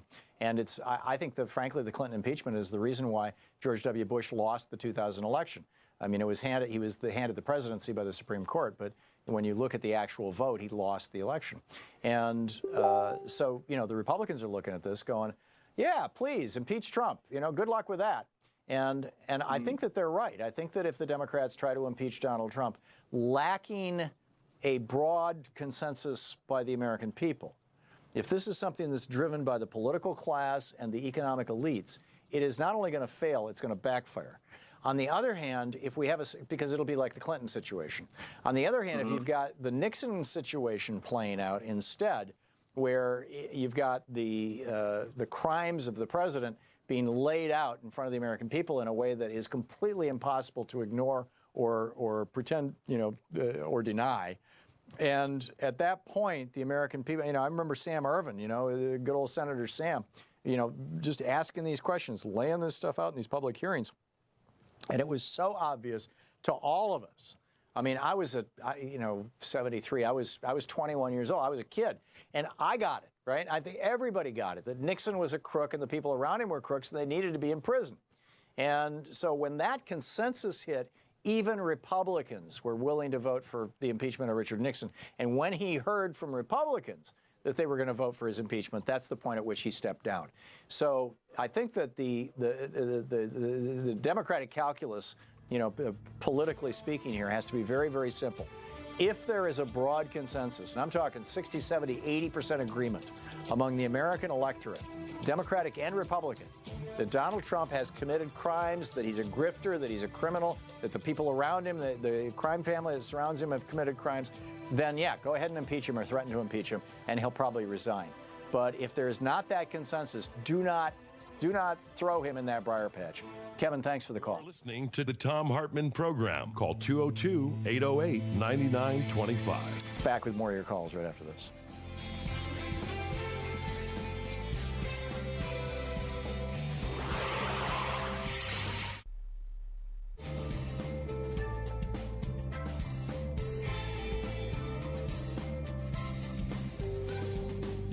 Thom Hartmann University Book Club. Today we're reading from my book, We the People, A Call to Take Back America, which was published back in 2004. This was during the Bush administration. It's an illustrated nonfiction book, and this is from the chapter titled They're Back, page 84.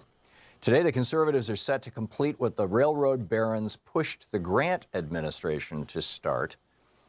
That would have been in the 1880s, to take democracy and its institutions of governance, which the founders fought and died for, from the hands of humans, citizens, and voters, They're handing control to the very types of monopolistic corporations the founders fought against when they led the Tea Party revolt against the East India Company in Boston Harbor in 1773.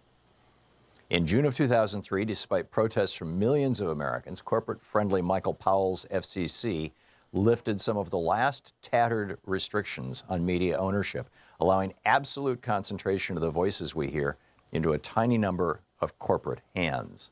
On another front, a major multinational corporation has claimed the right to deceive people in its PR as its First Amendment right to free speech. The New York Times Corporation editorialized in support. Even the ACLU, unable to see the forest for the trees, adopted a misguided advocacy seeking to preserve First Amendment rights, even for corporations who don't legitimately warrant them. In addition, as much as half the federal workforce is slated to be replaced by corporate workers under a new Bush edict. Keep in mind this was 2004. Government, which doesn't have constitutional human rights of privacy and so is answerable to we the people, will then, once big chunks of government are privatized, will then be able to use Fourth Amendment rights of privacy to hide what those workers do and how they do it from the prying eyes of citizens and voters. In a similar fashion, corporate-owned and thus unaccountable to the people voting machines are being installed nationwide. In the last election, these machines often produced vote results so different from exit polls that pollsters who have been successfully calling elections for over 50 years threw their hands up and closed shop.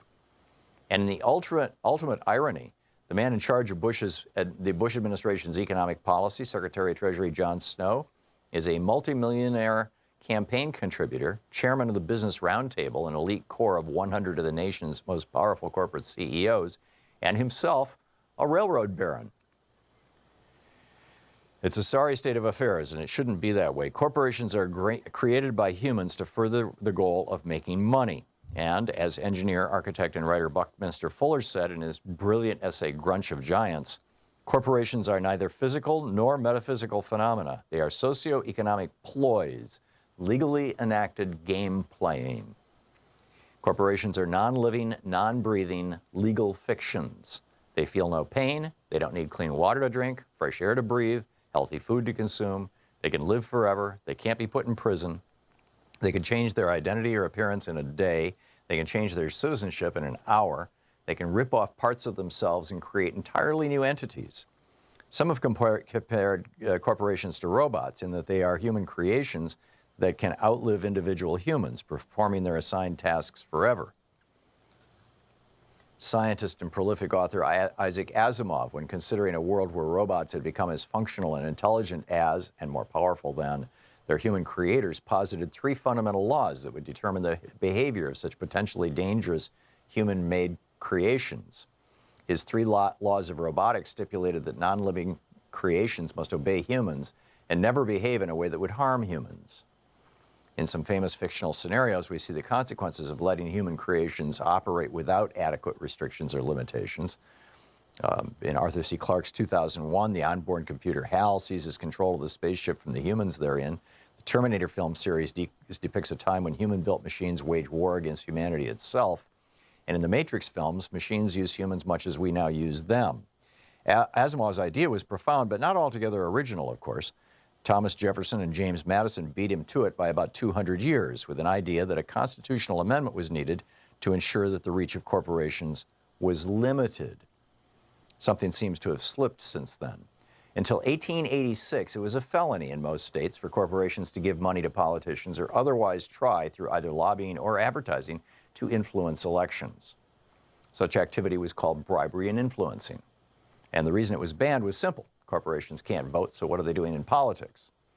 And numerous additional laws were passed to restrain corporations from involvement in politics during the era of President Teddy Roosevelt, who said there can be no effective control of corporations while their political activity remains. In Wisconsin, for example, the penalty for any corporate official violating the law and getting cozy with politicians on behalf of the corporation was 5 years in prison and a substantial fine. Prior to 1886, corporations were referred to in U.S. law as artificial persons, similar to the way Star Trek portrays a human-looking robot named Data. Like Asimov's 3 laws of robotics, state laws like that of Wisconsin prevented corporations from harming humans while still allowing people to create their robots, their corporations, and use them to make money. The Wisconsin law said no corporation doing business in this state shall pay or contribute or offer consent or agree to pay or contribute directly or indirectly any money, property, free service of its officers, employees, or thing of value to any political party, organization, committee, or individual for any political purpose whatsoever. We the people.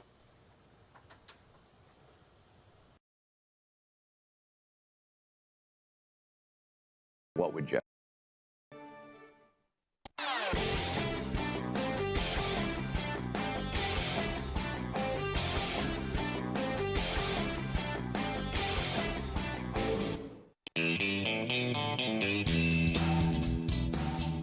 Helping you win the water cooler wars, Thom Hartmann here with you, exposing the con in conservative. A months-long investigation, writes Dan Lamothe and Missy Ryan in the Washington Post, month-long investigation of a disastrous U.S. Special Operations mission that killed 4 Americans in Niger found that, quote, individual, organizational, and institutional failures and deficiencies, end quote, contributed to an operation that spiraled out of control, citing improper planning by 2 junior officers, but not placing blame on any single factor. This could be, if the Democrats played the same game that the Republicans played, this could be Trump's Benghazi. Right? In Benghazi, you had 4 people die, 4 Americans, 2 diplomats and 2 guards, essentially. And the Republicans turned that into a club to beat Hillary Clinton with for years.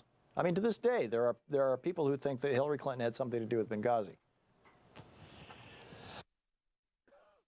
What really provoked Benghazi was the State Department had asked for additional funding to harden the Benghazi station, and Republicans in Congress refused to provide that funding. But somehow that, that got said a few times, but, the media didn't pick that up. But they spent years, quote, investigating Hillary Clinton and Benghazi. Are they going to, are the Democrats going to spend years investigating this disaster in Niger where 4 men died as a result of a special operation that was ordered by President Trump? Somehow, I doubt it. Maureen in St. Louis, Missouri. Hey, Maureen, what's up? Thanks for listening to SiriusXM. Maureen? Yes. Hey, you're on the air. Oh, hi, Tom. Hey, I'm just wondering, and maybe it's just me that is ignorant about it, but I'm just, in the past few days or even a couple weeks, since Pompeo went over to North Korea, and then now he went again, and we got these hostages released, is anyone ever finding out what kind of deal was made? Like, do we know? It's kind of because Trump's such the deal maker, right, as they say. I mean, is there a deal? It kind of worries me. Yeah, Trump is an incompetent deal maker. Every deal he makes basically ends in disaster, whether it's his steaks or his wines or his vodka or his university or his ties or, whatever. I mean, fill in the blank. I don't know. And I don't think any of us know, Maureen. And I'm guessing that there's a fair amount of stuff under, in the iceberg that's below the water that we'll probably never know about. But once again, I would point out this is the result of years of work by South Korean President Moon, including before he was elected, including part of his election campaign and his strategy. This is a great success on their part. But, whether it's got anything to do with Donald Trump is a whole other issue. Maureen, thanks for the call. And excellent question. Bill in Moncks Quarter, South Carolina. Hey, Bill, it says here you want to disagree with me about the economy? I disagree with you on just about everything. Okay. But that's okay. I'll pick one thing. Okay. Well, for instance, let me just clarify where I'm coming from. I am a liberal conservative, okay? I don't have any idea what you're saying. Well, are you familiar with the fact that the founding fathers were all liberals?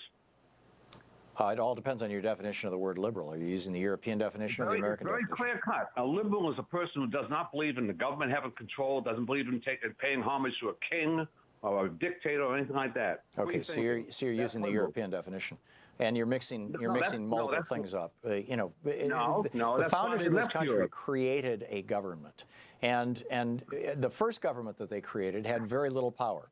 Under the Articles of Confederation, we basically had 13 individual nations with a trade agreement among the 13 of them. That's what the Articles of Confederation were. And that didn't work. And so they created a strong central government.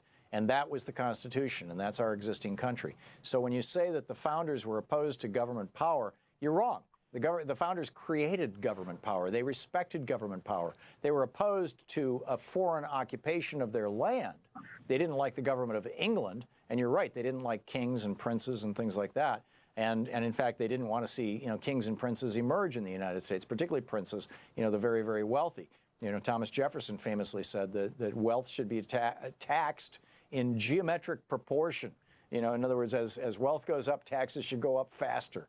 To prevent the appearance or the eruption of great wealth in our country. He was opposed to it. He died bankrupt, by the way, as did most of the founders.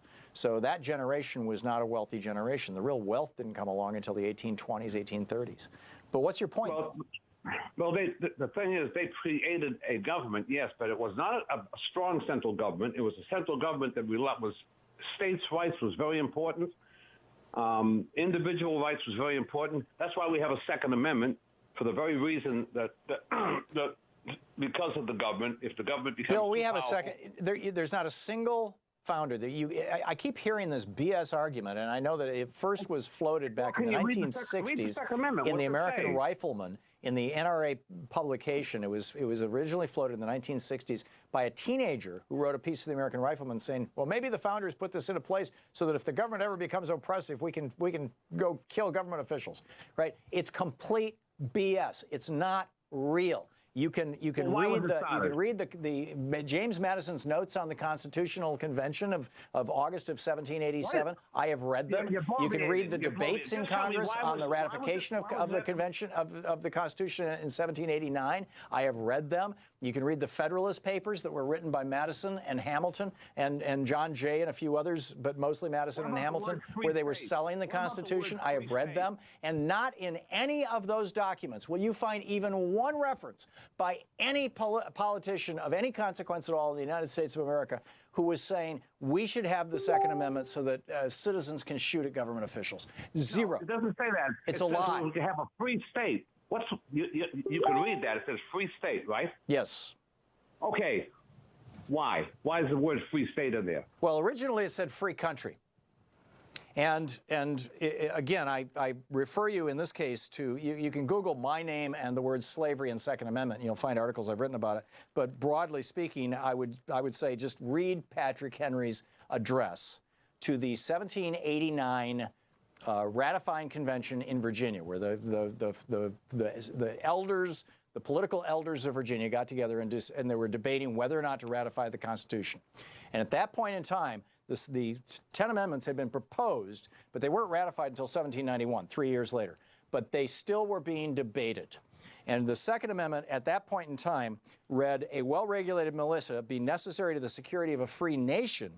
The right of the people to keep and bear arms shall not be infringed unless a person offers religious objections. So this was all about, let me finish. This was all about the militia, number one, because most of the founders did not trust a standing army during times of peace. So they wanted there to be state militias that would be called up by the president if we were ever invaded, because they did not want to have a standing army during times of peace. And Jefferson, when he came into office, there were 300,000 men in the army. He took it down to 6,000 people by the time he left office, which, by the way, made it harder for us to fight the War of 1812. But that's a whole other argument. But you ask why it says free state. Patrick Henry stood up and he said, they will, and he was speaking of the Northerners, right, the Yankees. He was saying, they will search this document looking for a technique to use to accomplish manumission. In other words, the freeing of the slaves. And will they not find it? And I'm doing this from memory, but I'm pretty sure, Bill, I'm literally word for word here. And you can find this. It's not hard to find. And will they not find it in Article 1, Section 8 of the Constitution, which gives the president the power to call up the military? If he calls up the military, and now I'm not quoting verbatim, but I'm paraphrasing. If the president calls up the military, as happened during the Revolutionary War, he can offer freedom to slaves in exchange for their participating in the military. And that was his concern. It wasn't just Patrick Henry's. In Georgia, in Virginia, in North Carolina, and in South Carolina, in those 4 slave states, in every single one of them, you had people like Patrick Henry, who was the largest slave owner in the state of Virginia, had the largest plantation in the state of Virginia. You had people like Patrick Henry who were concerned that if Yankees ever took the White House, which didn't happen until the 18 teens or the 1820s, It was Virginians mostly up until that point. You know, George Washington, Thomas Jefferson, James Madison. It was all slave owners. But if a non-slave owner ever became president, he would call up the militia and he would free the slaves in order to do it, because that is envisioned in Article 1, Section 8 of the Constitution. Patrick Henry was right. And so James Madison, in response to him, and you can read this in the record. James Madison said, "I think you're being paranoid. I think you are overly concerned with this. I wrote this damn thing, and that's not what we had in mind. I am a slaveholder." And Patrick Henry said, "Nonetheless, I object." And so James Madison changed the language of the Second Amendment from a free country to for a free state, so that the individual states, particularly Virginia, could continue to maintain their militias, which they called slave patrols in Virginia, North Carolina, South Carolina, and Georgia, so that they could maintain their slave patrols, which mandated that every white man 17 to 49 years old had to show up once a month to look for slaves, right, and to terrorize people. They changed that language just for that purpose. That's why the Second Amendment reads the way it does right now, Bill. Well, we could be that's kind of nuanced. So the state. There's no nuance there at all. The word free is what I'm alluding to.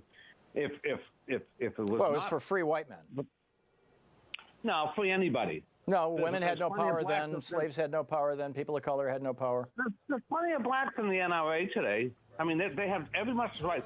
I don't know that to be the case. I was watching the video from the NRA convention, and I didn't see a single black person. I'm guessing there were a few there, but you know, Bill, your revisionist history here just doesn't fly. I mean, you know, nice try, and call back another time. Yeah, I'm always pleased to debate libertarians and other, you know, bizarre cult followers, but you know, today I don't think you hit it out of the park. We'll be back. You're listening to Thom Hartmann. Visit thomhartmann.com for audio and video archives. In about 4 minutes, Bob Ney with Talk Media News is going to drop by. We will have an interesting conversation about the events of the day.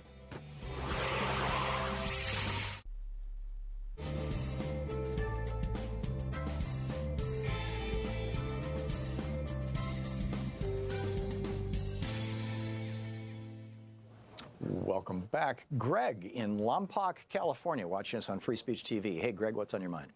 Hey, Tom. It's actually Lompoc, but that's Lompoc. Good. Nobody gets it right if you don't live here. Yeah. I appreciate all of the previous callers, including the more intelligent ones. Michael Cohen, not to bring too much about Donald Trump into the picture here, but this just hit me, and I just wonder how many other people have started to connect the dots. We're learning more about Michael Cohen through a rather unusual manner with a sexual harassment suit. But we have learned in public media now, whatever network and source that you have and we all look at, Michael Cohen has received money from a various number of organizations for rather unstated reasons. And then when those companies have been asked about what they did, what they expected to get for that money, they provided various different reasons. Michael Cohen, to the best of my knowledge, is still the RNC finance director. Assistant, deputy director, yeah. There you go, yeah. And as such, I believe that role is one that solicits money from donors and figures out who and where to spend it. Right. And sometimes the number two person is the one who actually does all the work. I don't know if that's how it's set up with the RNC or not, but you know, very often the number one person is basically the figurehead, the name on the invitations to the fundraisers, that kind of stuff. But the person who actually... I have an idea, I have a hunch that maybe Michael Cohen is the big guy who has set up the funnel for money to come from various United States companies like AT&T, and also various companies that are controlled by Russian entities with very, very, very close ties to Putin. Yeah. And that is on the public record. Now, it seems to me that if we put all the dots together that we know of, Donald Trump has very little or no actual free cash in his wallet. Michael Cohen is a funnel for free cash that's coming in to support the Republican Party and the figurehead of Donald Trump. we may be looking at the funnel system set up for Russian companies to channel money to keep the RNC, keep the GOP, keep the Republican candidates running for office and holding us hostage. Yeah. Yeah, I don't disagree. And I think it's important to look at who these entities are, as you pointed out. You've got Novartis, a drug company. They wanted Trump to go light on the drug companies, and sure enough, the deregulation is alive and well at the Food and Drug Administration. You've got AT&T, which wanted to end net neutrality, and sure enough, Donald Trump and Ajit Pai end net neutrality. You've got the Korean aerospace industry that would like to see rapprochement with North Korea, and sure enough, we've got rapprochement with North Korea. You've got this Russian oligarch who apparently is subject to the sanctions, and sure enough, you've got Donald Trump slow-walking the sanctions. I mean, it looks like everybody who gave money to Michael Cohen got exactly what they wanted out of Donald Trump. And that's called pay to play, and it's something that we should all be paying attention to, Greg. Greg, thanks a lot for the call. Well said. We'll be back. We're going to check in with Bob Ney with Talk Media News. Stick around.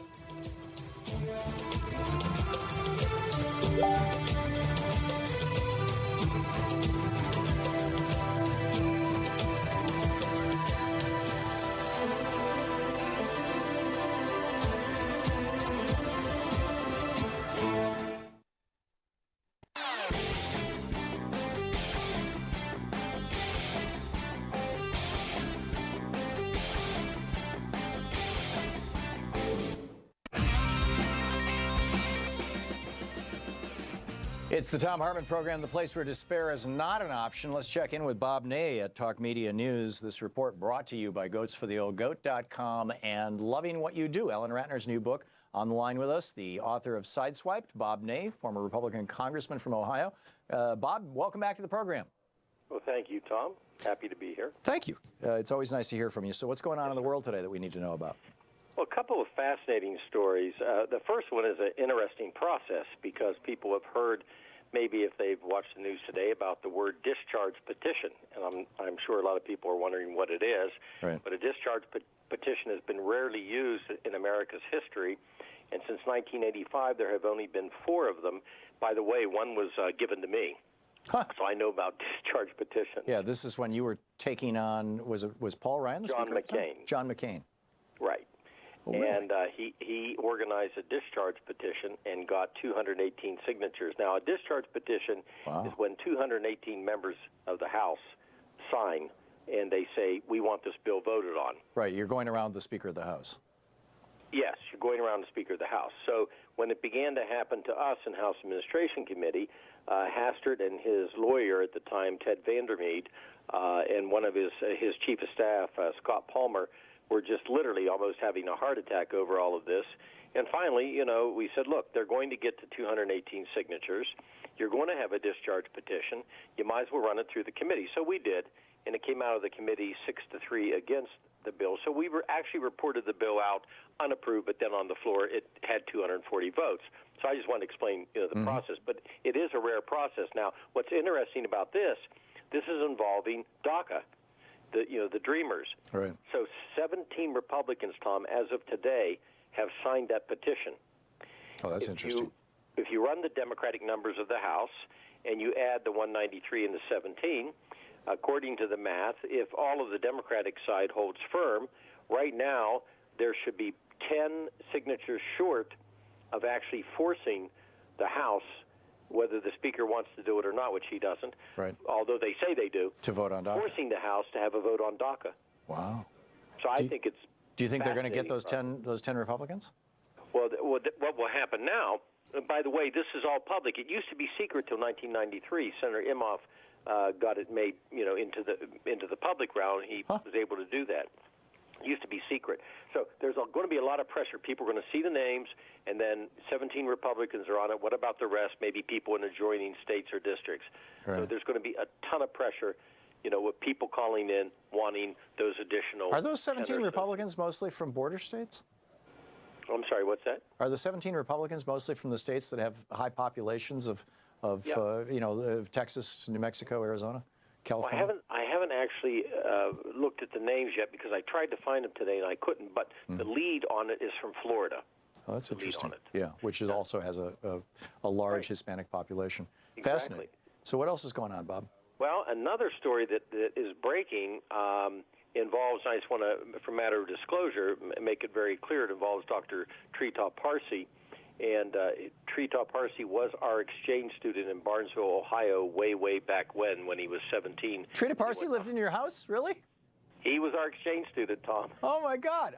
He's a regular guest on our program. I love him. He's an amazing guy, and he apparently was spied upon by this Israeli intelligence company that was hired by the Trump administration.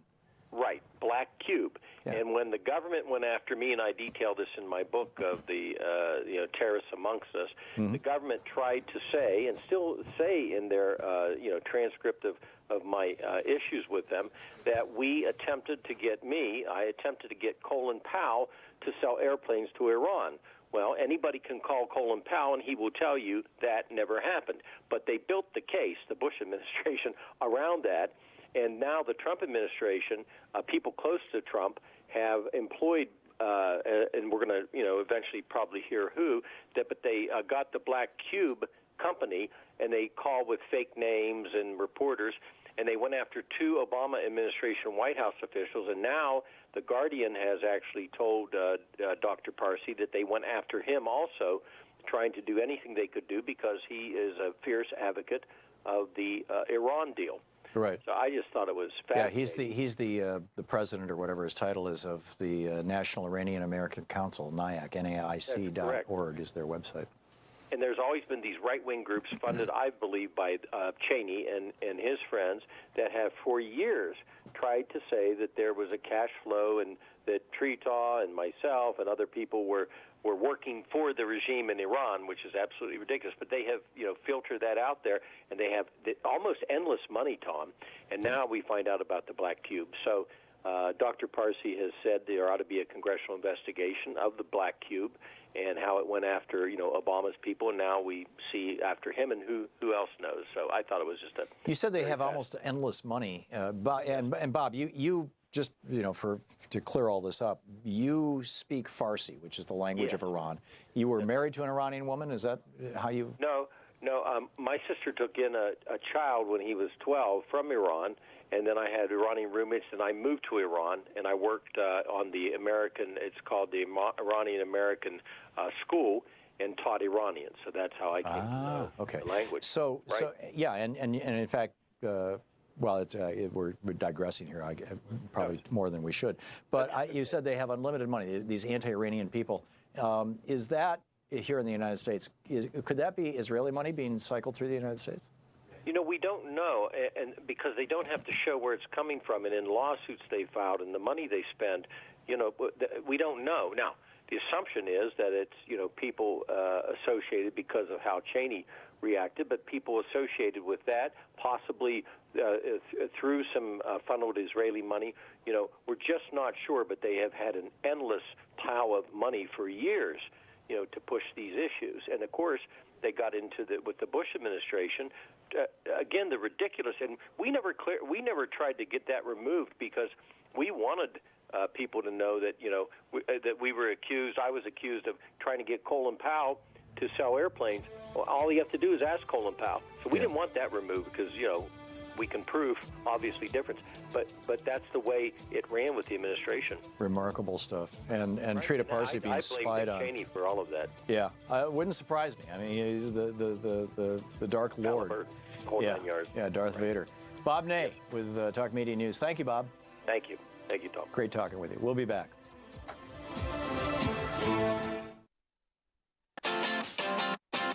You're listening to Thom Hartmann.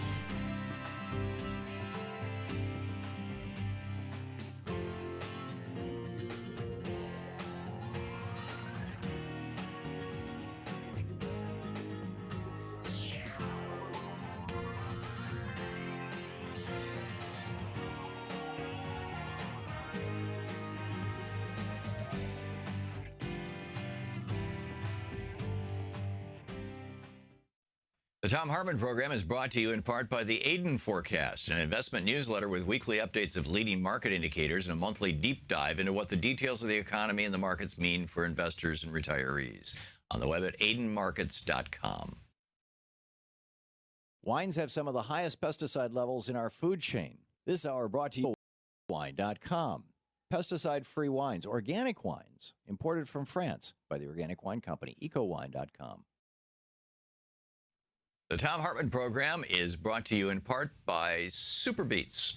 Super Beets are sourced from non-GMO beets, and they're packed with dietary nitrates, helping to produce nitric oxide for more energy, stamina, and support for healthy blood pressure levels naturally. Call 800-568-9889 or go to tomsbeets.com. That's 800-568-9889, Tom's Beets, THOMSBEETS.com. It's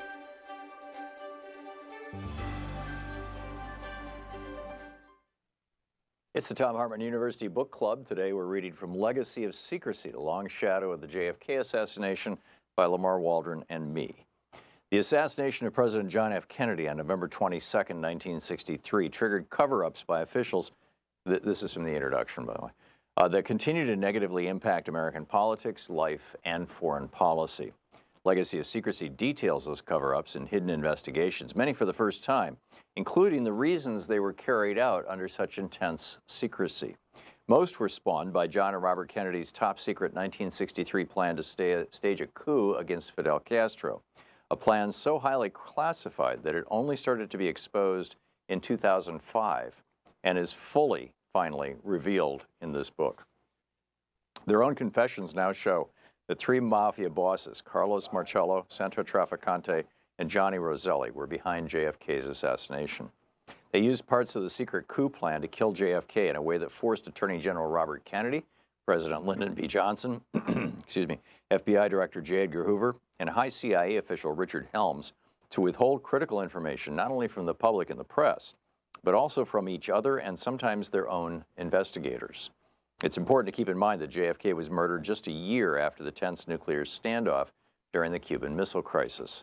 The main goals of U.S. officials were to prevent a nuclear confrontation with the Soviets and to protect JFK's ally high up in the Cuban government, Commander Juan Almeida, head of the Cuban Army in 1963, still listed as Cuba's number 3 official today.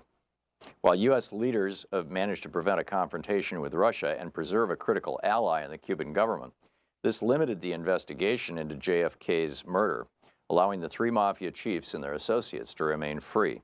As a result, the long shadow of secrecy surrounding both JFK's murder and the coup plan set the stage for the murder of Martin Luther King, ultimately driving 2 presidents from office and bringing about the murders of 5 congressional witnesses in the mid-1970s.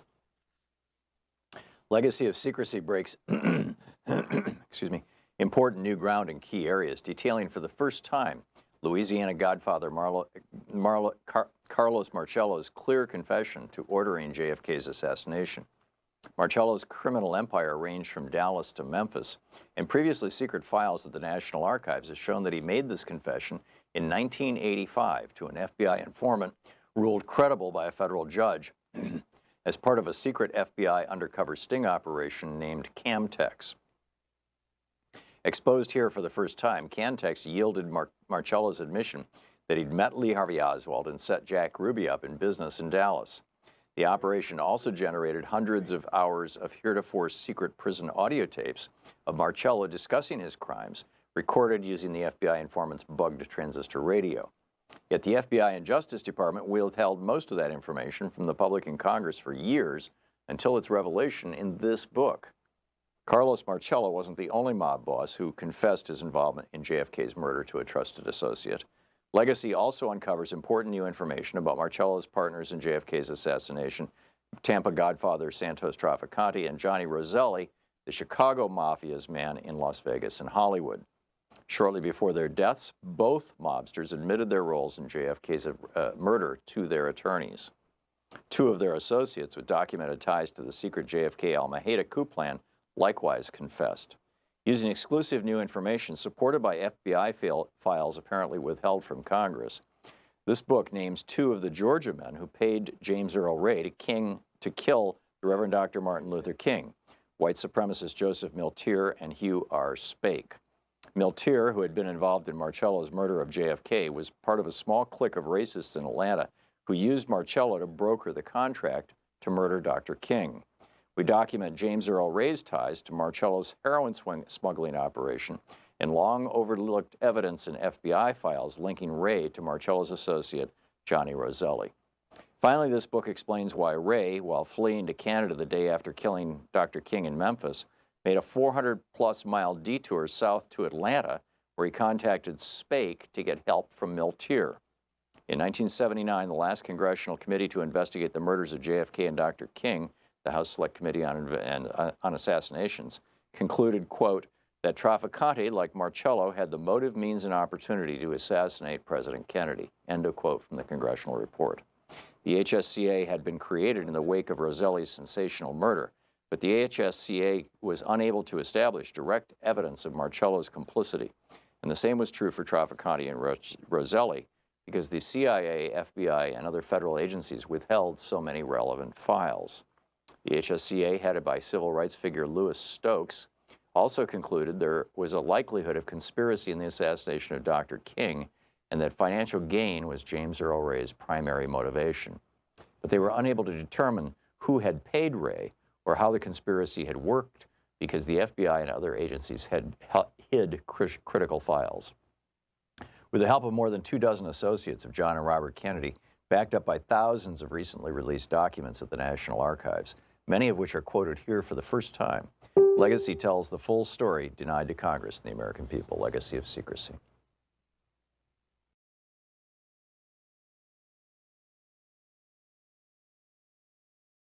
Book, the Thom Hartmann.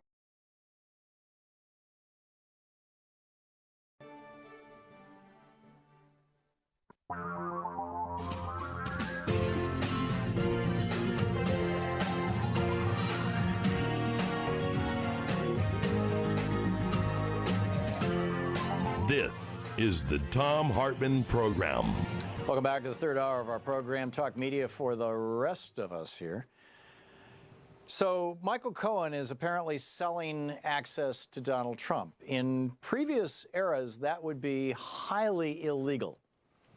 But maybe not so much anymore, thanks to right-wingers on the U.S. Supreme Court. And I find this just absolutely fascinating. I remember when the Bob McDonnell case went down. I remember when he was convicted. I was living in Washington, D.C. We were getting local Virginia news on our TV all the time. And it was a huge, big deal. I'm not sure if the rest of the country saw as much of it as I did, or as we did in D.C. And then it went to the Supreme Court. And the Supreme Court said, you know, we'll let him out of jail. It's kind of cool. You know, he was just selling access. He wasn't actually doing things in exchange for money or something like that. And I didn't, you know, when I saw this whole Michael Cohen thing come up and, you know, pay for play and pay for access and all this, I thought, you know, I didn't read that Supreme Court decision. I don't know that much about it. I want to get somebody on the air who does. And so with us is the Vice President for Policy and Litigation of Common Cause. His name is Paul Seamus Ryan. CommonCause.org is the website. Vice President Paul Ryan. It sounds weird to say it, but glad to have you with us. It's so nice to be with you. Thanks for having me. Thank you, Paul. So, and your Twitter handle, by the way, is the Paul S. Ryan, or at Common Cause, of course, as well. So, Paul, tell us, you know, what was Bob McDonnell convicted of, and what did the Supreme Court? How did the Supreme Court change the law?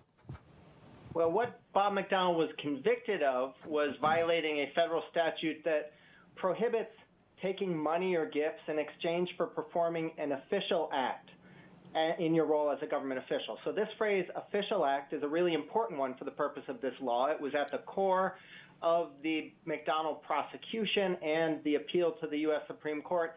And in a nutshell, what the Supreme Court did under the guidance of Chief Justice Roberts is dramatically narrow what constitutes an official act and conclude that setting up meetings for one of your wealthy patrons who's given you gifts and cash, or even attending that meeting with your wealthy patrons or benefactors, that alone is not a, quote, official act, close quote. So it's not covered by the law. It's not prohibited by the law.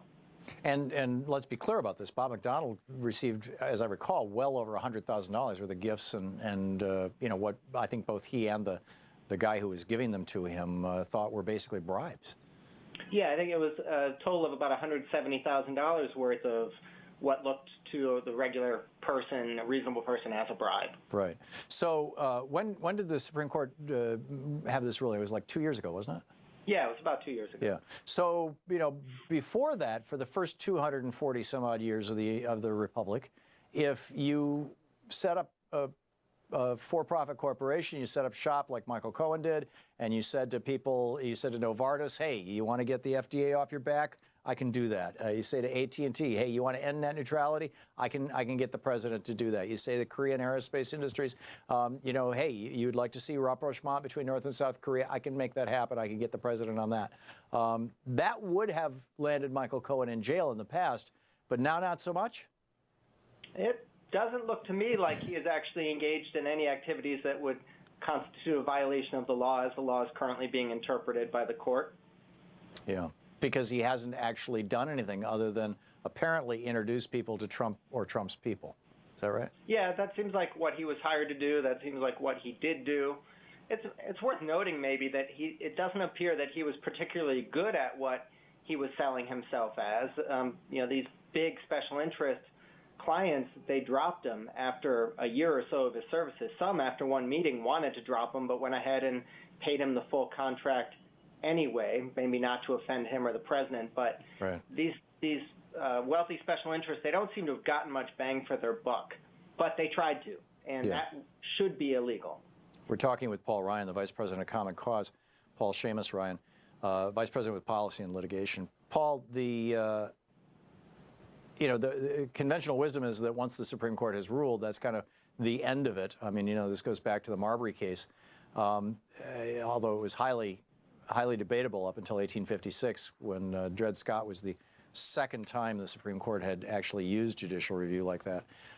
Do you see any attempts by the legislative branch to clarify exactly what they meant when they said official acts, or is this just a done deal? It's over. Nobody's paying any attention to it, and hey, we've got a new incorruptible government. It seems like a done deal for now. The only caveat I would add, and I don't see any traction on any legislative proposals in Congress that would fix this problem at all.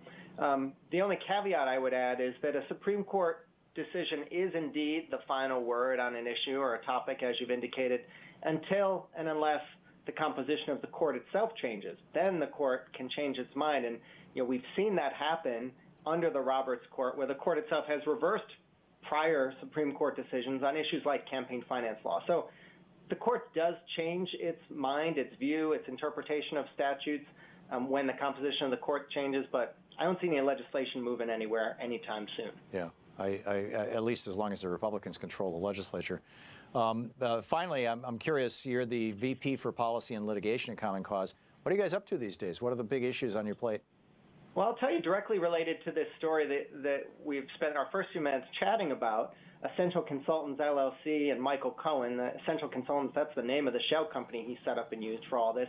Right. He set that shell company up back in October of 2016 to facilitate what Common Cause argues is a very illegal payment to Stormy Daniels to keep her quiet right before the election. It's illegal because it was a campaign contribution to the Trump campaign that wasn't above limits by Michael Cohen and not reported by the campaign. So at the core of all of this, the shell company, we do think they violated some federal laws. We filed complaints with the Department of Justice and the Federal Election Commission back in January on this issue, and it's gotten a lot of traction and a lot of attention. Do you think that, that's interesting, you're going to have to get where to start with this? It seems that you could only prevail if Mueller or some sort of judicial process concluded that this payment to Stormy Daniels was, in fact, a campaign contribution. I mean, aren't you, to a certain extent, dependent for the success of your lawsuit on the success of Robert Mueller or some similar process? It looks like this is being handled by the U.S. Attorney in Manhattan, the Southern District of New York, and all the reporting following the raids about a month ago, the execution of search warrants on Michael Cohen's home and office and a hotel where he was staying. The reporting in the wake of that was that the Department of Justice was looking for evidence of violations of these campaign finance laws, not only related to the Stormy Daniels payment, but also related to another hush money payment we filed a complaint about with the DOJ in February. That's the tabloid company American Media Inc. and its payment in coordination with Michael Cohen to former Playboy playmate Karen McDougal, who also apparently had an affair with Trump a decade ago. So it looks like DOJ is investigating. This is in the U.S. Attorney's Office in New York, and we're hoping it continues moving there. The implication of the size of the slush fund that Michael Cohen supervised versus the amount that he paid out to Stormy Daniels, given that apparently this thing was originally set up for the purposes of paying off, sexual partners of Donald Trump, whether he became president or not, suggests that there were other women that were paid out of this slush fund. Do you have any evidence of that? No evidence that Michael Cohen and this slush fund was used to pay any other women. The tabloid company American Media Inc. paid off both Karen McDougal as well as a doorman from a Trump building who apparently had knowledge of or believed he had knowledge of a pregnancy that Donald Trump had fathered outside of his marriage a decade or so ago. So there are other scandals, but I think it's very possible, likely even, that Michael Cohen was just trying to get rich by selling his relationship to the president, and that's what this money in this slush fund was about. It wasn't all about, or even principally about, hush money payments. I think those two issues might be separate legally and factually. Yeah. When it came out that John Edwards, the presidential candidate back in the day, when it came out that his girlfriend was pregnant, his friend came forward and said, I impregnated her, I'm the father, take John off the hook. It turned out that wasn't true. There is speculation that it was John Edwards' kid. There is speculation that essentially that's what Elliot Broidy did, that he came forward and said, I will take responsibility for impregnating this Playboy bunny, and I will pay her the $1.4 million to have this relationship with me and for her abortion. But in fact, it was Donald Trump who got her knocked up. Is there, I've seen this over and over and over in the kind of speculative blog world. Any evidence of that? I see circumstantial evidence, and the most lengthy and detailed account of this theory it was just published earlier this week. I think it was in New York Mag, maybe. I consider everything in there I consider the article to be a fascinating read. I consider there to be a lot of circumstantial evidence that may be what happened, but I've seen no direct evidence yet that would rise to the level that would enable Common Cause, for example, to file an FEC complaint or a DOJ complaint on it. We're not there yet, but I'm paying attention because I wouldn't put anything past Team Trump on these matters. Yeah, amen.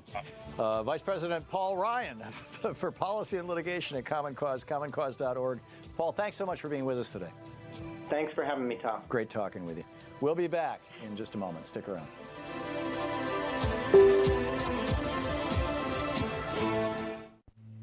This is the Thom Hartmann Program. It's Talk Media for the sane among us. We'll be back with your calls and more of the news of the day after this.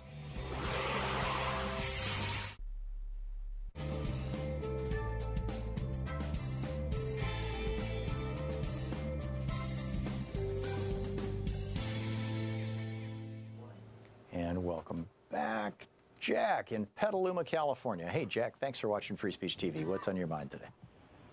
Yes, Tom. I was just commenting on the young lady that called you about them kicking old people out of the nursing homes. Yes. In Louisiana. I was in Louisiana, yeah. Well, if the Republicans have their way, sure 30,000 people are going to be kicked out of nursing homes. Oh, yes.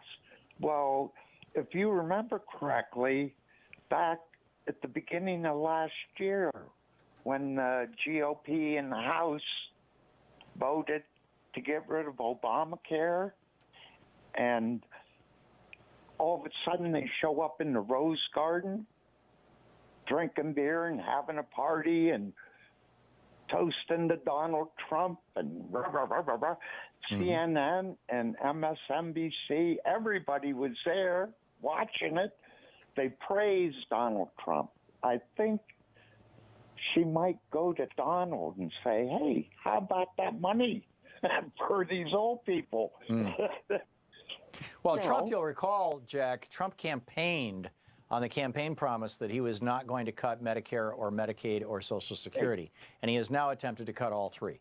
And Paul Ryan has proclaimed that they're going to cut all three. And this is the beginning of that process. This is not a federal cut. This is a state cut in Louisiana. But, you know, if it happens, and it's happened in other states as well, if it happens, it's going to be a disaster for about 30,000 elderly people and their families. Oh, yes. Oh, yes, definitely. Well, I just wanted to drop that point with you. Okay. Maybe these people, and also, I've never heard of conservative. Liberal conservatives? Liberal. Yeah. Yeah, this is literally, you know, I want to have my cake and eat it too, right? It's Yep. Yep. Yeah. Okay, Jack, thanks for the call. Good to hear from you. Carol in Murrells Inlet, South Carolina. Hey, Carol. Yucca Mountain? Yeah, Yucca Mountain. I can't believe I'm still fighting this issue. I was in D.C. in the mid-'90s, was fighting it. This is the nuclear waste repository in Nevada? Yeah, it's centralized depository for nuclear waste, and it's being somehow fast-tracked in the House of Representatives. Might be voted on today, so I urge people to vote or to call their congressperson, that's the House of Representatives, to tell them to vote no. We have crumbling infrastructure in this country, the rails, the bridges. I mean, everybody knows it's all decaying. And what this would do is allow transport of nuclear waste from over 100 sites spread all over the country to a centralized site in Nevada. And then, for the sake of Nevada, it's going to infringe on tribal lands, endangered species, etc. I mean, the whole thing is just insane. The genie's out of the bottle with nuclear waste, and it has to be dealt with in terms of fast-tracking solar and wind. And I just think Yucca Mountain, it's hugely seismic there. It's one of the major fault lines in the country. And there is a bill in Congress. It might be voted on later today. They're already voting on amendments. It's H.R. 3053. Yucca Mountain Repository. Vote no. Okay, and the number for Congress is 224-3121, 202-224-3121. If you want to call your member of Congress and register your thoughts on Yucca Mountain. Carol, thank you for the call. Thank you for watching Free Speech TV. We'll be right back.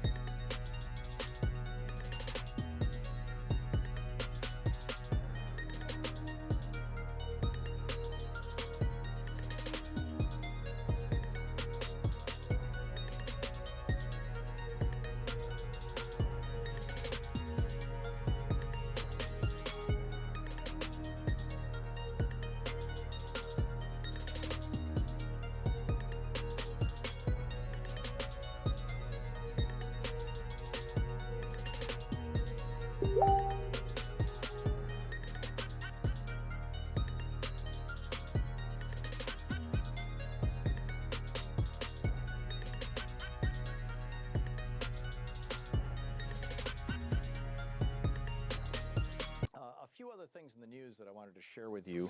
Mick Mulvaney, who runs the now illegally was put in charge of the Consumer Finance Protection Bureau. This agency, the law that created the agency, Dodd-Frank, specifically says that when the number one person in the agency leaves, that was Richard Cordray, who just won the primary in Ohio against Dennis Kucinich to run as the, for that particular district to run for Congress. When Richard Cordray stepped down, excuse me, I'm sneezing, his number two was supposed to take over. And his number two, much like Cordray himself, really cared about protecting the consumers, from financial fraud. But Donald Trump had other thoughts. He did not want the public to be protected from financial fraud, and so he took one of the most corrupt members of the Republican Party, Mick Mulvaney, former congressman, who he had put in charge of various things in the federal government, put him in charge of the Consumer Financial Protection Bureau. He's the budget director, actually, is his official title. He put him in charge of the CFPB. And now Mick Mulvaney has said, yes, we've recovered over $10 billion from giant corporations who've ripped off consumers, and every penny of that has literally gone right back to the consumers. We have been working brilliantly on behalf of American consumers who've been ripped off by big banks and insurance companies. But really, our job is not to do that. Really, our job is to simply inform people of their rights. So instead of litigating against these billionaires and their corporations, instead of charging them with crimes, instead of hitting them with fines, instead of getting back the money from them that they stole from their customers, we're going to stop doing all that, and we're going to publish some brochures so that people can know about their rights. Honest to God. Glenn Thrush and Stacey Cowley in today's New York Times. Mick Mulvaney, the interim director of the Consumer Finance Protection Bureau, will move the agency's student loan division from the Bureau's Consumer Information Unit into the Bureau's Consumer Information Unit. A shift that career officials fear will sidetrack a major enforcement case the agency is currently building against Navient, the nation's largest student loan collector. So here you've got a student loan company that preys on students and makes use of Joe Biden's 2005 Bankruptcy Reform Act that made it against the law impossible for students to include student loans in bankruptcy. You've got this agency, the Consumer Financial Protection Bureau, which has the power to stop Navient and other student loan companies from engaging in predatory behavior or illegal behavior or just disgusting behavior. Mick Mulvaney is saying, instead of having the enforcement division investigate this company, let's have the information division investigate them. In other words, there will be no fines. There will be no penalties. Nobody's going to go to jail. No, we're not going to take any money back from them and give it to the poor students who got ripped off. We're just going to publish something about what we discovered.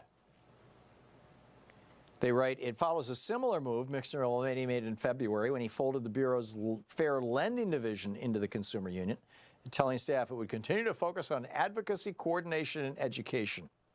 But among the Bureau's career staff, the shift was regarded as a new attack on one of the Bureau's core statutory functions and another attempt by Mr. Mulvaney and his team to dismantle this consumer watchdog agency that is reviled by Donald Trump. And that's the bottom line. Trump's billionaire buddies in the student loan business and Mulvaney's billionaire funders throughout his career and his life are just saying, we really don't want to go after these big companies anymore. They're just fine. They rip off a few students, or a few million students. What's the big deal? Anyhow, we'll be back. I want to do a little poll when we come back from this break about, and I'll tell you all about this when we come back from the break, and we'll start it all over. In fact, we're going to bring up different call screen software about who you think you would like to see as the Democratic nominee for President of the United States in 2020. So we're going to do that poll. This is going to be, you call in and you got 10 seconds to say something right after this break. To the Thom Hartmann Program. Call 202-808-9925. So get ready to call. We'll open the lines in about 6 minutes.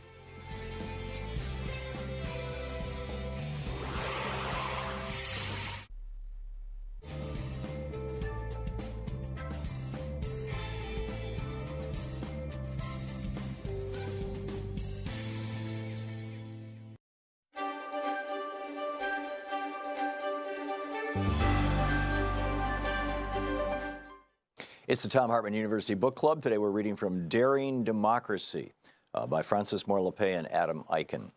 This is from Chapter 1, What Will It Take? It's far too late and things are far too bad for pessimism, wrote author Dee Hock in 1999, and we cheer in agreement. Yet we also know that in this treacherous time, it's really, really tough to stay true to this wise insight, and that's why we wrote this book. It's our way to find focus, energy, and honest hope. What has helped a lot is one realization. Despite the repeated refrain to the contrary, Americans are not fundamentally a divided people. In the 2016 election, what drew many to Donald Trump was his pledge to side with regular folks against the elite populating the swamp. At the same time, one thing repelled many people from him was fear that he would instead fill the swamp, accelerating the corporate takeover of our democracy. Our point is that Americans who are typically portrayed as being far apart were actually seeking a similar change. In fact, poll after poll shows striking common ground in our values as well as our vision of the democracy we want. With one big exception, surveys of the super rich show a huge chasm between their hopes for our country's direction and that of the rest of us. Our book is about building on what most of us share so that we can transform fear into action together. Action strong enough to get at the very roots of our historic crisis, that of the degradation and assault on democracy itself. In our opening note, we recounted a bit of our separate journeys leading to our initial encounter in 2015 at the first global conference on money and politics in Mexico City. There we found ourselves surrounded by multitudes gathered from dozens of countries, all devoting their lives to one shared insight. Democracy is not a choice. Creating democracies truly accountable to their citizens is essential to our very survival, to the flourishing of societies supporting human life, and now, because of climate change, to the survival of the earth as we've inherited it. This is a colossal claim, we know, but there's one point in which human history makes us absolutely certain. It's not the magnitude of a challenge that crushes the human spirit. At our founding, farmers, shopkeepers, laborers, and slaves defeated an empire. Since then, black Americans risked their lives to fight against the subjugation of slavery and then for their democratic rights. Women fought for seven decades to secure suffrage. In the 1930s, a democratic upsurge by workers led to the New Deal, which added basic protections of human dignity in the workplace and in old age. For millions, though, the promise of democracy remained unfulfilled. Soon thereafter, McCarthyism's witch hunts again dimmed our democracy, but brave Americans fought back. And by the 1960s, we began stepping up to halt an unwise war, demand civil rights protections, and embrace a war on poverty that by the early 70s had cut the poverty rate almost in half, lightning speed compared with the pace of most social change. Confronted with that which appears to be impossible, time and again, humanity has embraced the challenge with gusto, grit, and ultimately triumph. No, it's not a huge challenge that kills the spirit. What most defeats us is feeling useless, that we have nothing to say, nothing to contribute, that we don't count. A sense of futility is what destroys us. And it's precisely that emotional plague that today afflicts too many Americans across all political lines. Through our long social evolution, we humans have evolved as doers. We are problem solvers. If we were content to be whiners and couch potatoes, no doubt we could never have accomplished any of the human culture's vast achievements. Right now, though, many of us are filled with uncertainty about what to do, just as we most need all hands on deck. So we wrote this book in part to help ourselves and others to rethink core assumptions that disempower us, specifically about the meaning and power of democracy. Often we hear that seeing is believing, but for humans in many ways it's the other way around. Believing is seeing. No less than Albert Einstein explained, it is theory which decides what can be observed. If we do not believe in the possibility of genuine democracy, we will not be able to see signs of it emerging. So it's become ever clearer to us that the possibility of creating a flourishing democratic society rests on whether enough Americans believe that it's achievable. Certainly we do. Yet to take on any mammoth undertaking, a belief in possibility is but one ingredient. To jump in wholeheartedly, most of us also need to feel in our bones that success is essential and that there's a way for us to make a real difference. Applied to democracy, success depends, therefore, on whether we can embrace three simple but powerful ideas. One, to fulfill every public need and to advance every public good, democracy is essential. None of our deepest needs can be served, nor our opportunities or threats met without it. Two, genuine democracy is possible. Here we mean real democracy, accountable to the people, not to narrow private interests. And three, there is a rewarding, even exhilarating role for each of us in making democracy real. As we will show in this book, a bipartisan democracy movement is emerging that's not about dutiful do-gooding. It meets deep emotional needs, and maybe it's even what our founders meant by our right to the pursuit of happiness. These core tenets are not taken on faith. They become real for us as we've continually tested them against our lived experiences and in our ongoing study. In this book, we hope you will become a believer as well. When we assert that democracy is essential, we mean that it's not just a good thing. It's the only approach to governance that brings forth the best of who we are. It's a great book, Daring Democracy. Check it out.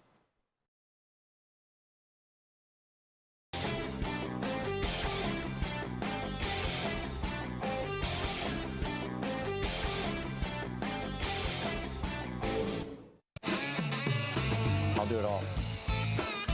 Welcome back. Thom Hartmann here with you. I'm going to unclick our lines in just a minute. I want to put Tony on. He's been on hold for about an hour and got a caller with an issue that he wants to talk about. But after Tony gets off the phone, and you know, Tony's going to make a short statement, but after Tony gets off the phone, I'm going to unlock our phone lines. You can call us at 202-808-9925, 202-808-9925. And I'm curious who you would like to see running for president in 2020.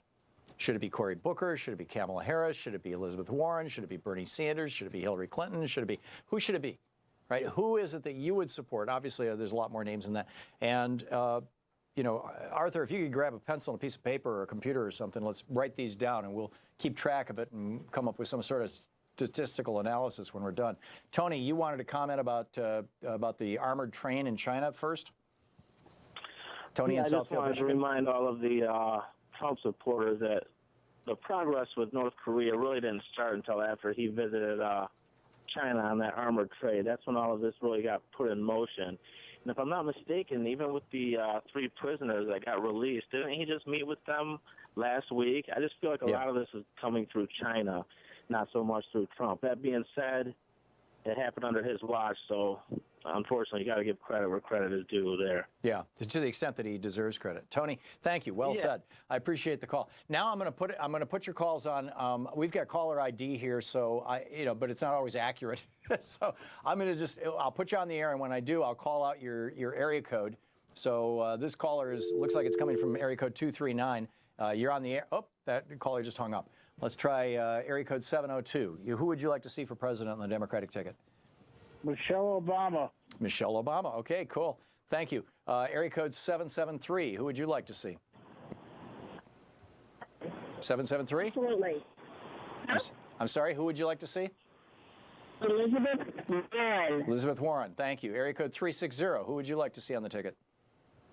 Bernie. Okay, thank you. Area code 828. Who would you like to see on the ticket? Bernie Sanders. Okay, Bernie Sanders. Area code 330. Who would you like to see on the ticket? Beg pardon? Who would you like to see on the ticket?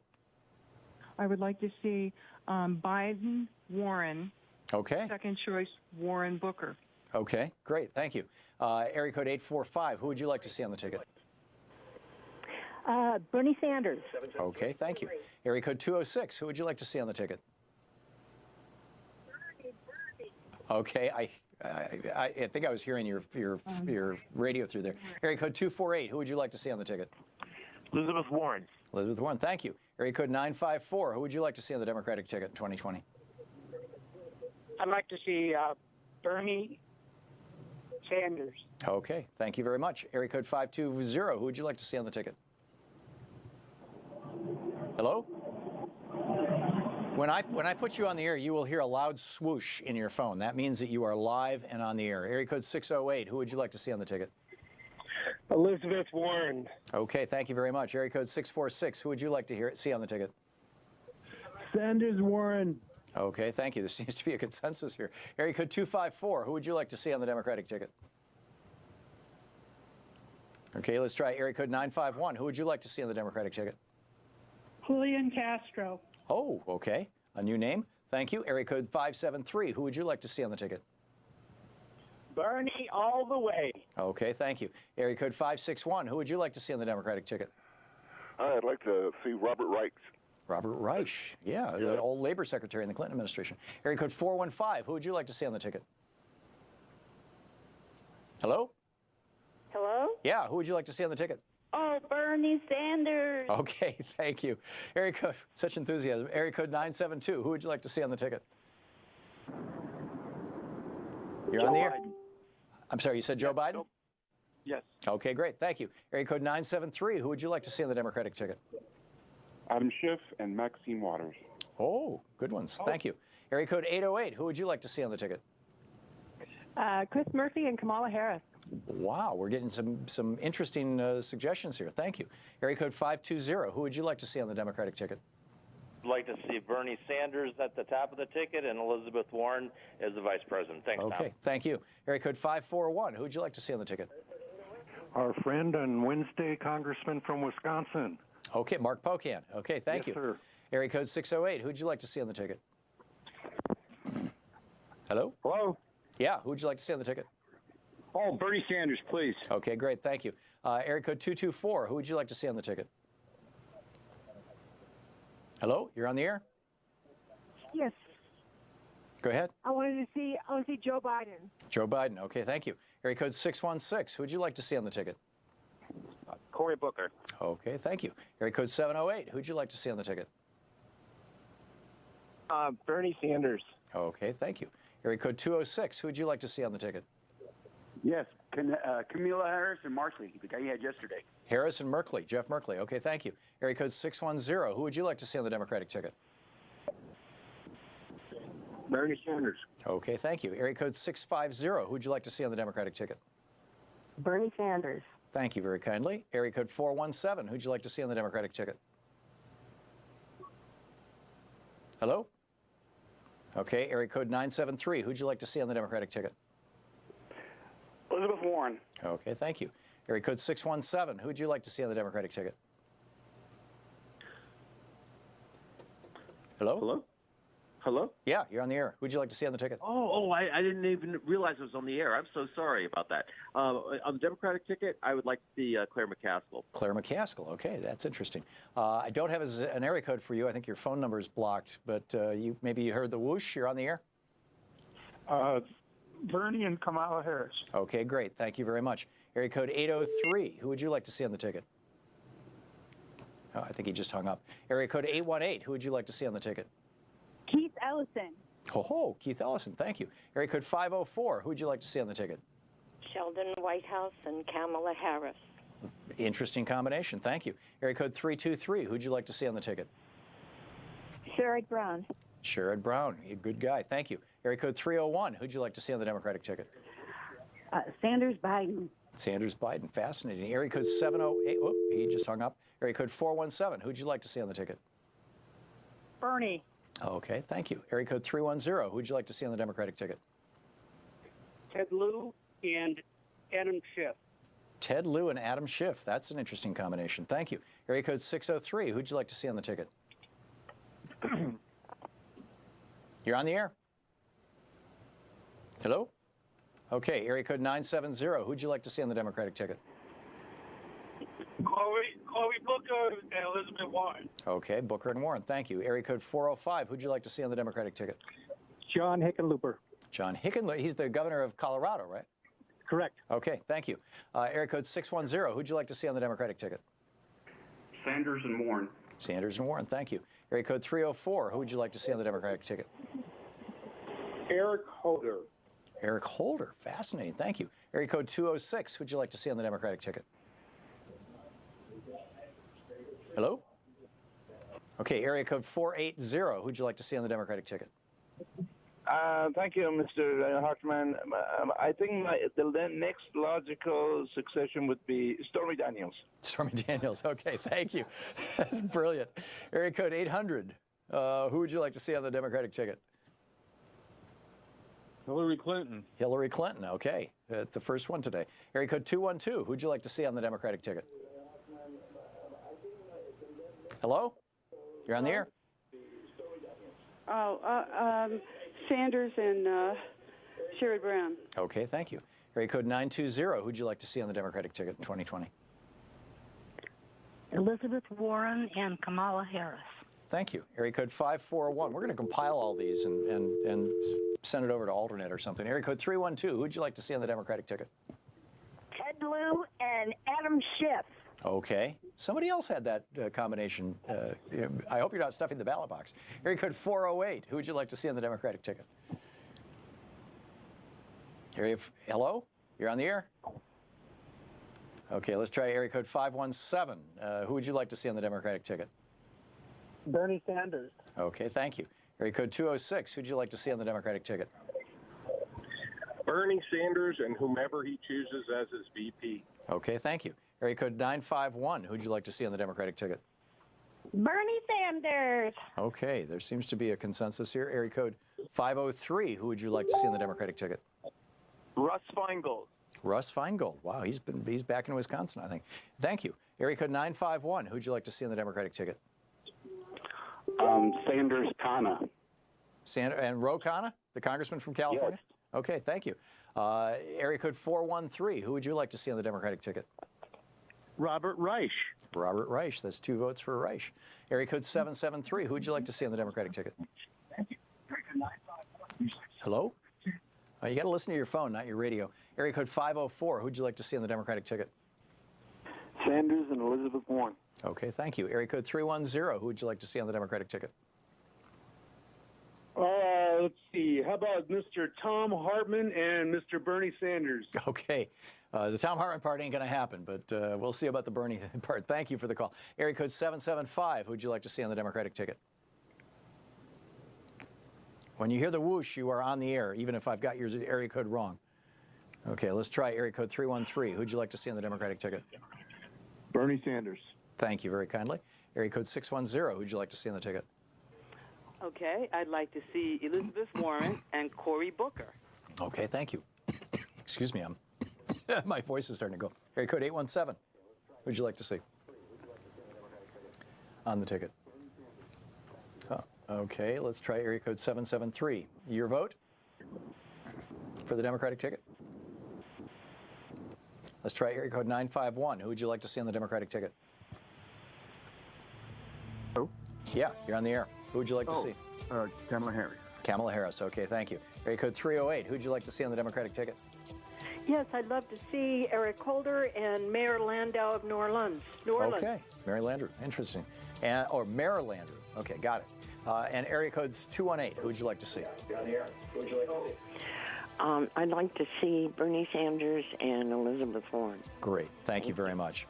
We'll compile all this and I'll report back. You're listening to Thom Hartmann. Visit ThomHartmann.com for audio and video archive. And we're now going to switch phone software and we'll just take your regular calls. We're no longer running the poll or the vote. So if you want to go on the air and talk to me about something, call in. But otherwise, the poll is over.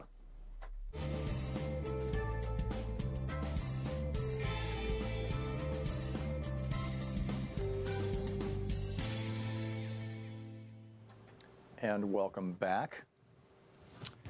That was fascinating, and Arthur's getting the software up. Are we ready to go with a Neo screener? Yeah. Okay, and you're going to screen some calls here so we can put some people on the air. Meanwhile, excuse me, there are some interesting stories here. This particular one is about glyphosate, or glyphosate, depending on who you are and how you pronounce it. I've heard different scientists produce it different ways, but it is the active ingredient in Monsanto's Roundup product. And this from Carrie Gillum in The Guardian, theguardian.com. The headline kind of says it all. Weed killer found in granola and crackers, internal FDA emails show. Now, keep in mind, this is information that is held inside the Food and Drug Administration that they should be making public. But we have an FDA that is administered and run by cruel corporate Republicans who don't give a rat's ass about whether you get cancer, but they do care about the interests of big chemical companies. With that in mind, let me share the story with you. Carrie Gillum writes, U.S. government scientists have detected a weed killer linked to cancer in an array of commonly consumed foods. Emails obtained through the Freedom of Information request show. The Food and Drug Administration, the FDA, has been testing food samples for residues of glyphosate, the active ingredient in hundreds of widely used herbicide products, for 2 years, but has not yet released any official results. But the internal documents obtained by The Guardian show that the FDA has had trouble finding any food that does not carry traces of the pesticide.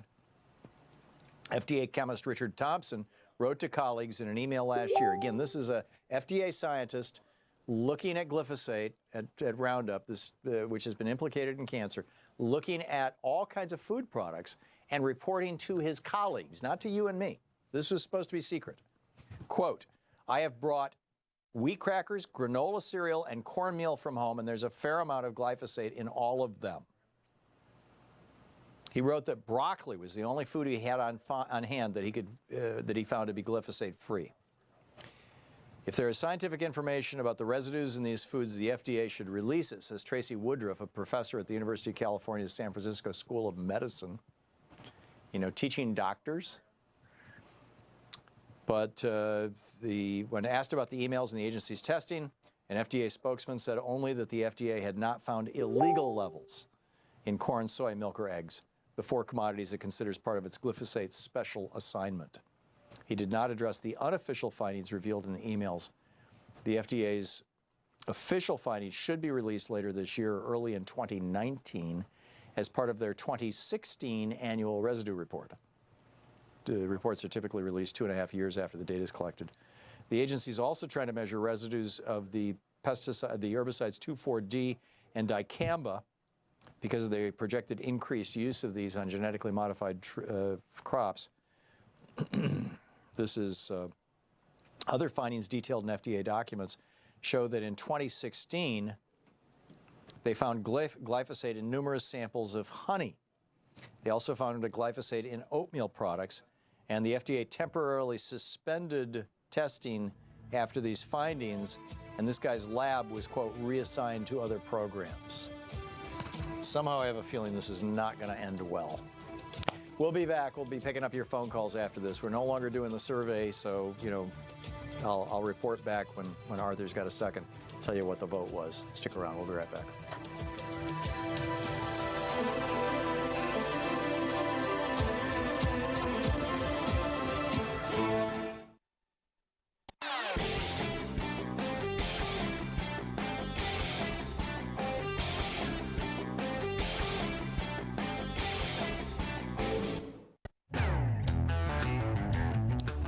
Okay, here's how our vote came out.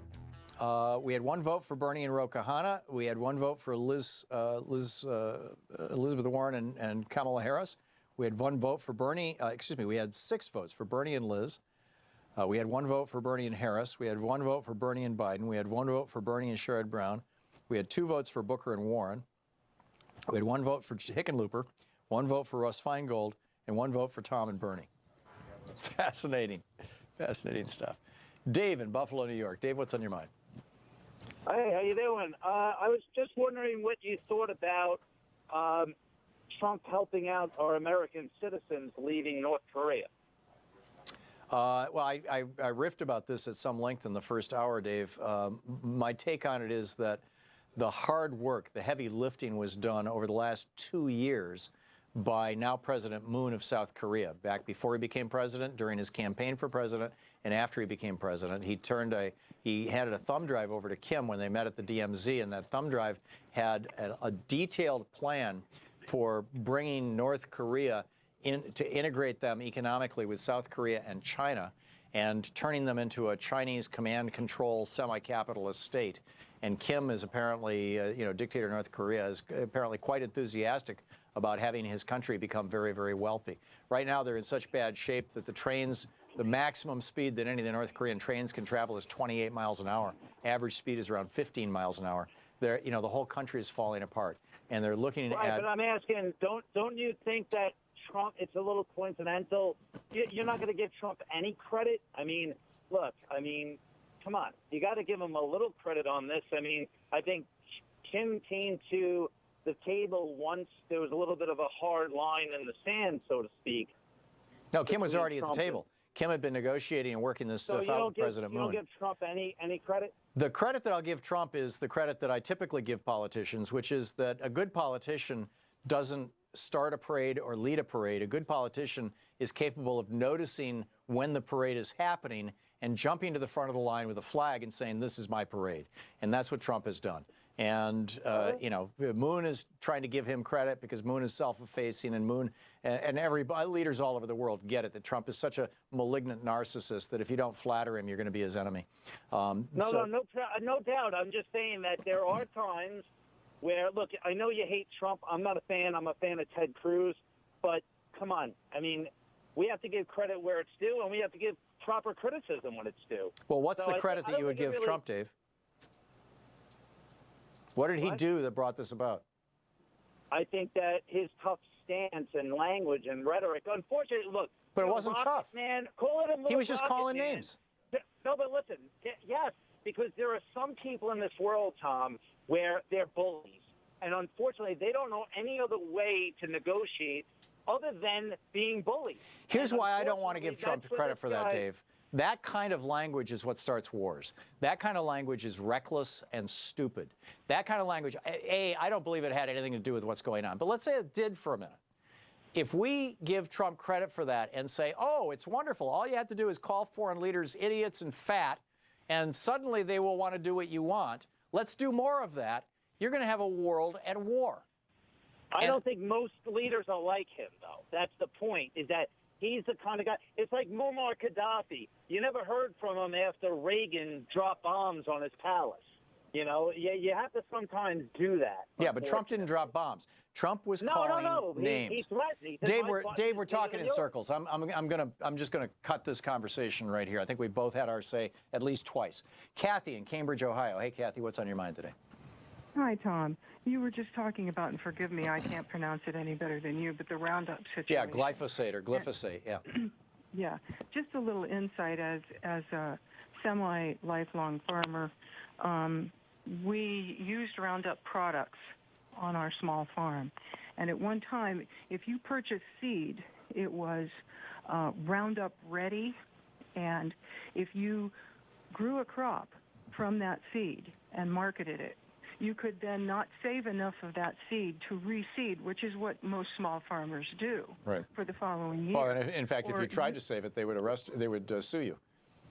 Yes, they would sue and they would arrest. They would intimidate. Yeah. And quite frankly, I personally am not comfortable with chemical use, period.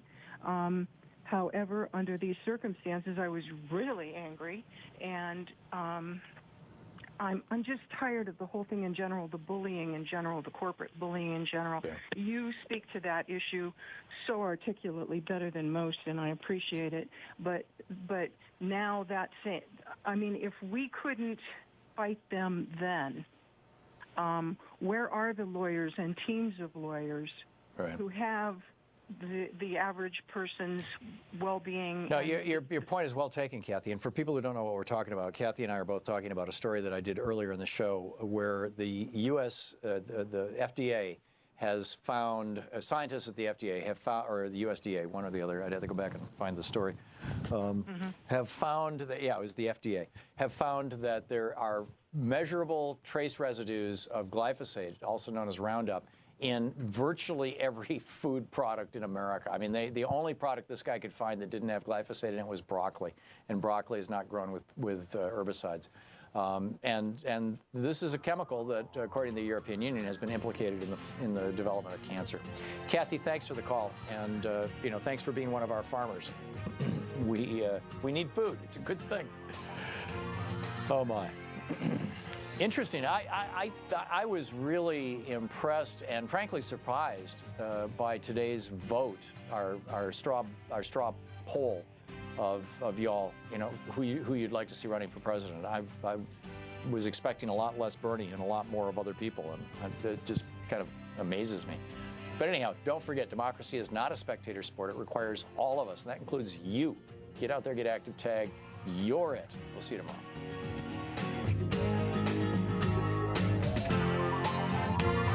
You've been listening to Thom Hartmann. For audio and video archives, visit thomhartmann.com.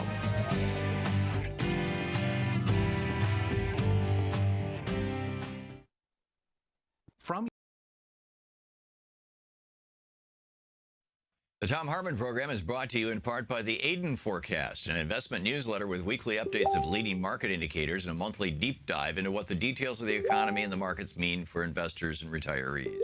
On the web at aidenmarkets.com. Wines have some of the highest pesticide levels in our food chain. This hour brought to you by ecowine.com. Pesticide-free wines, organic wines, imported from France by the Organic Wine Company, ecowine.com. The Thom Hartmann Program is brought to you in part by Super Beets. Super beets are sourced from non-GMO beets, and they're packed with dietary nitrates, helping to produce nitric oxide for more energy, stamina, and support for healthy blood pressure levels naturally. Call 800-568-9889 or go to tomsbeets.com.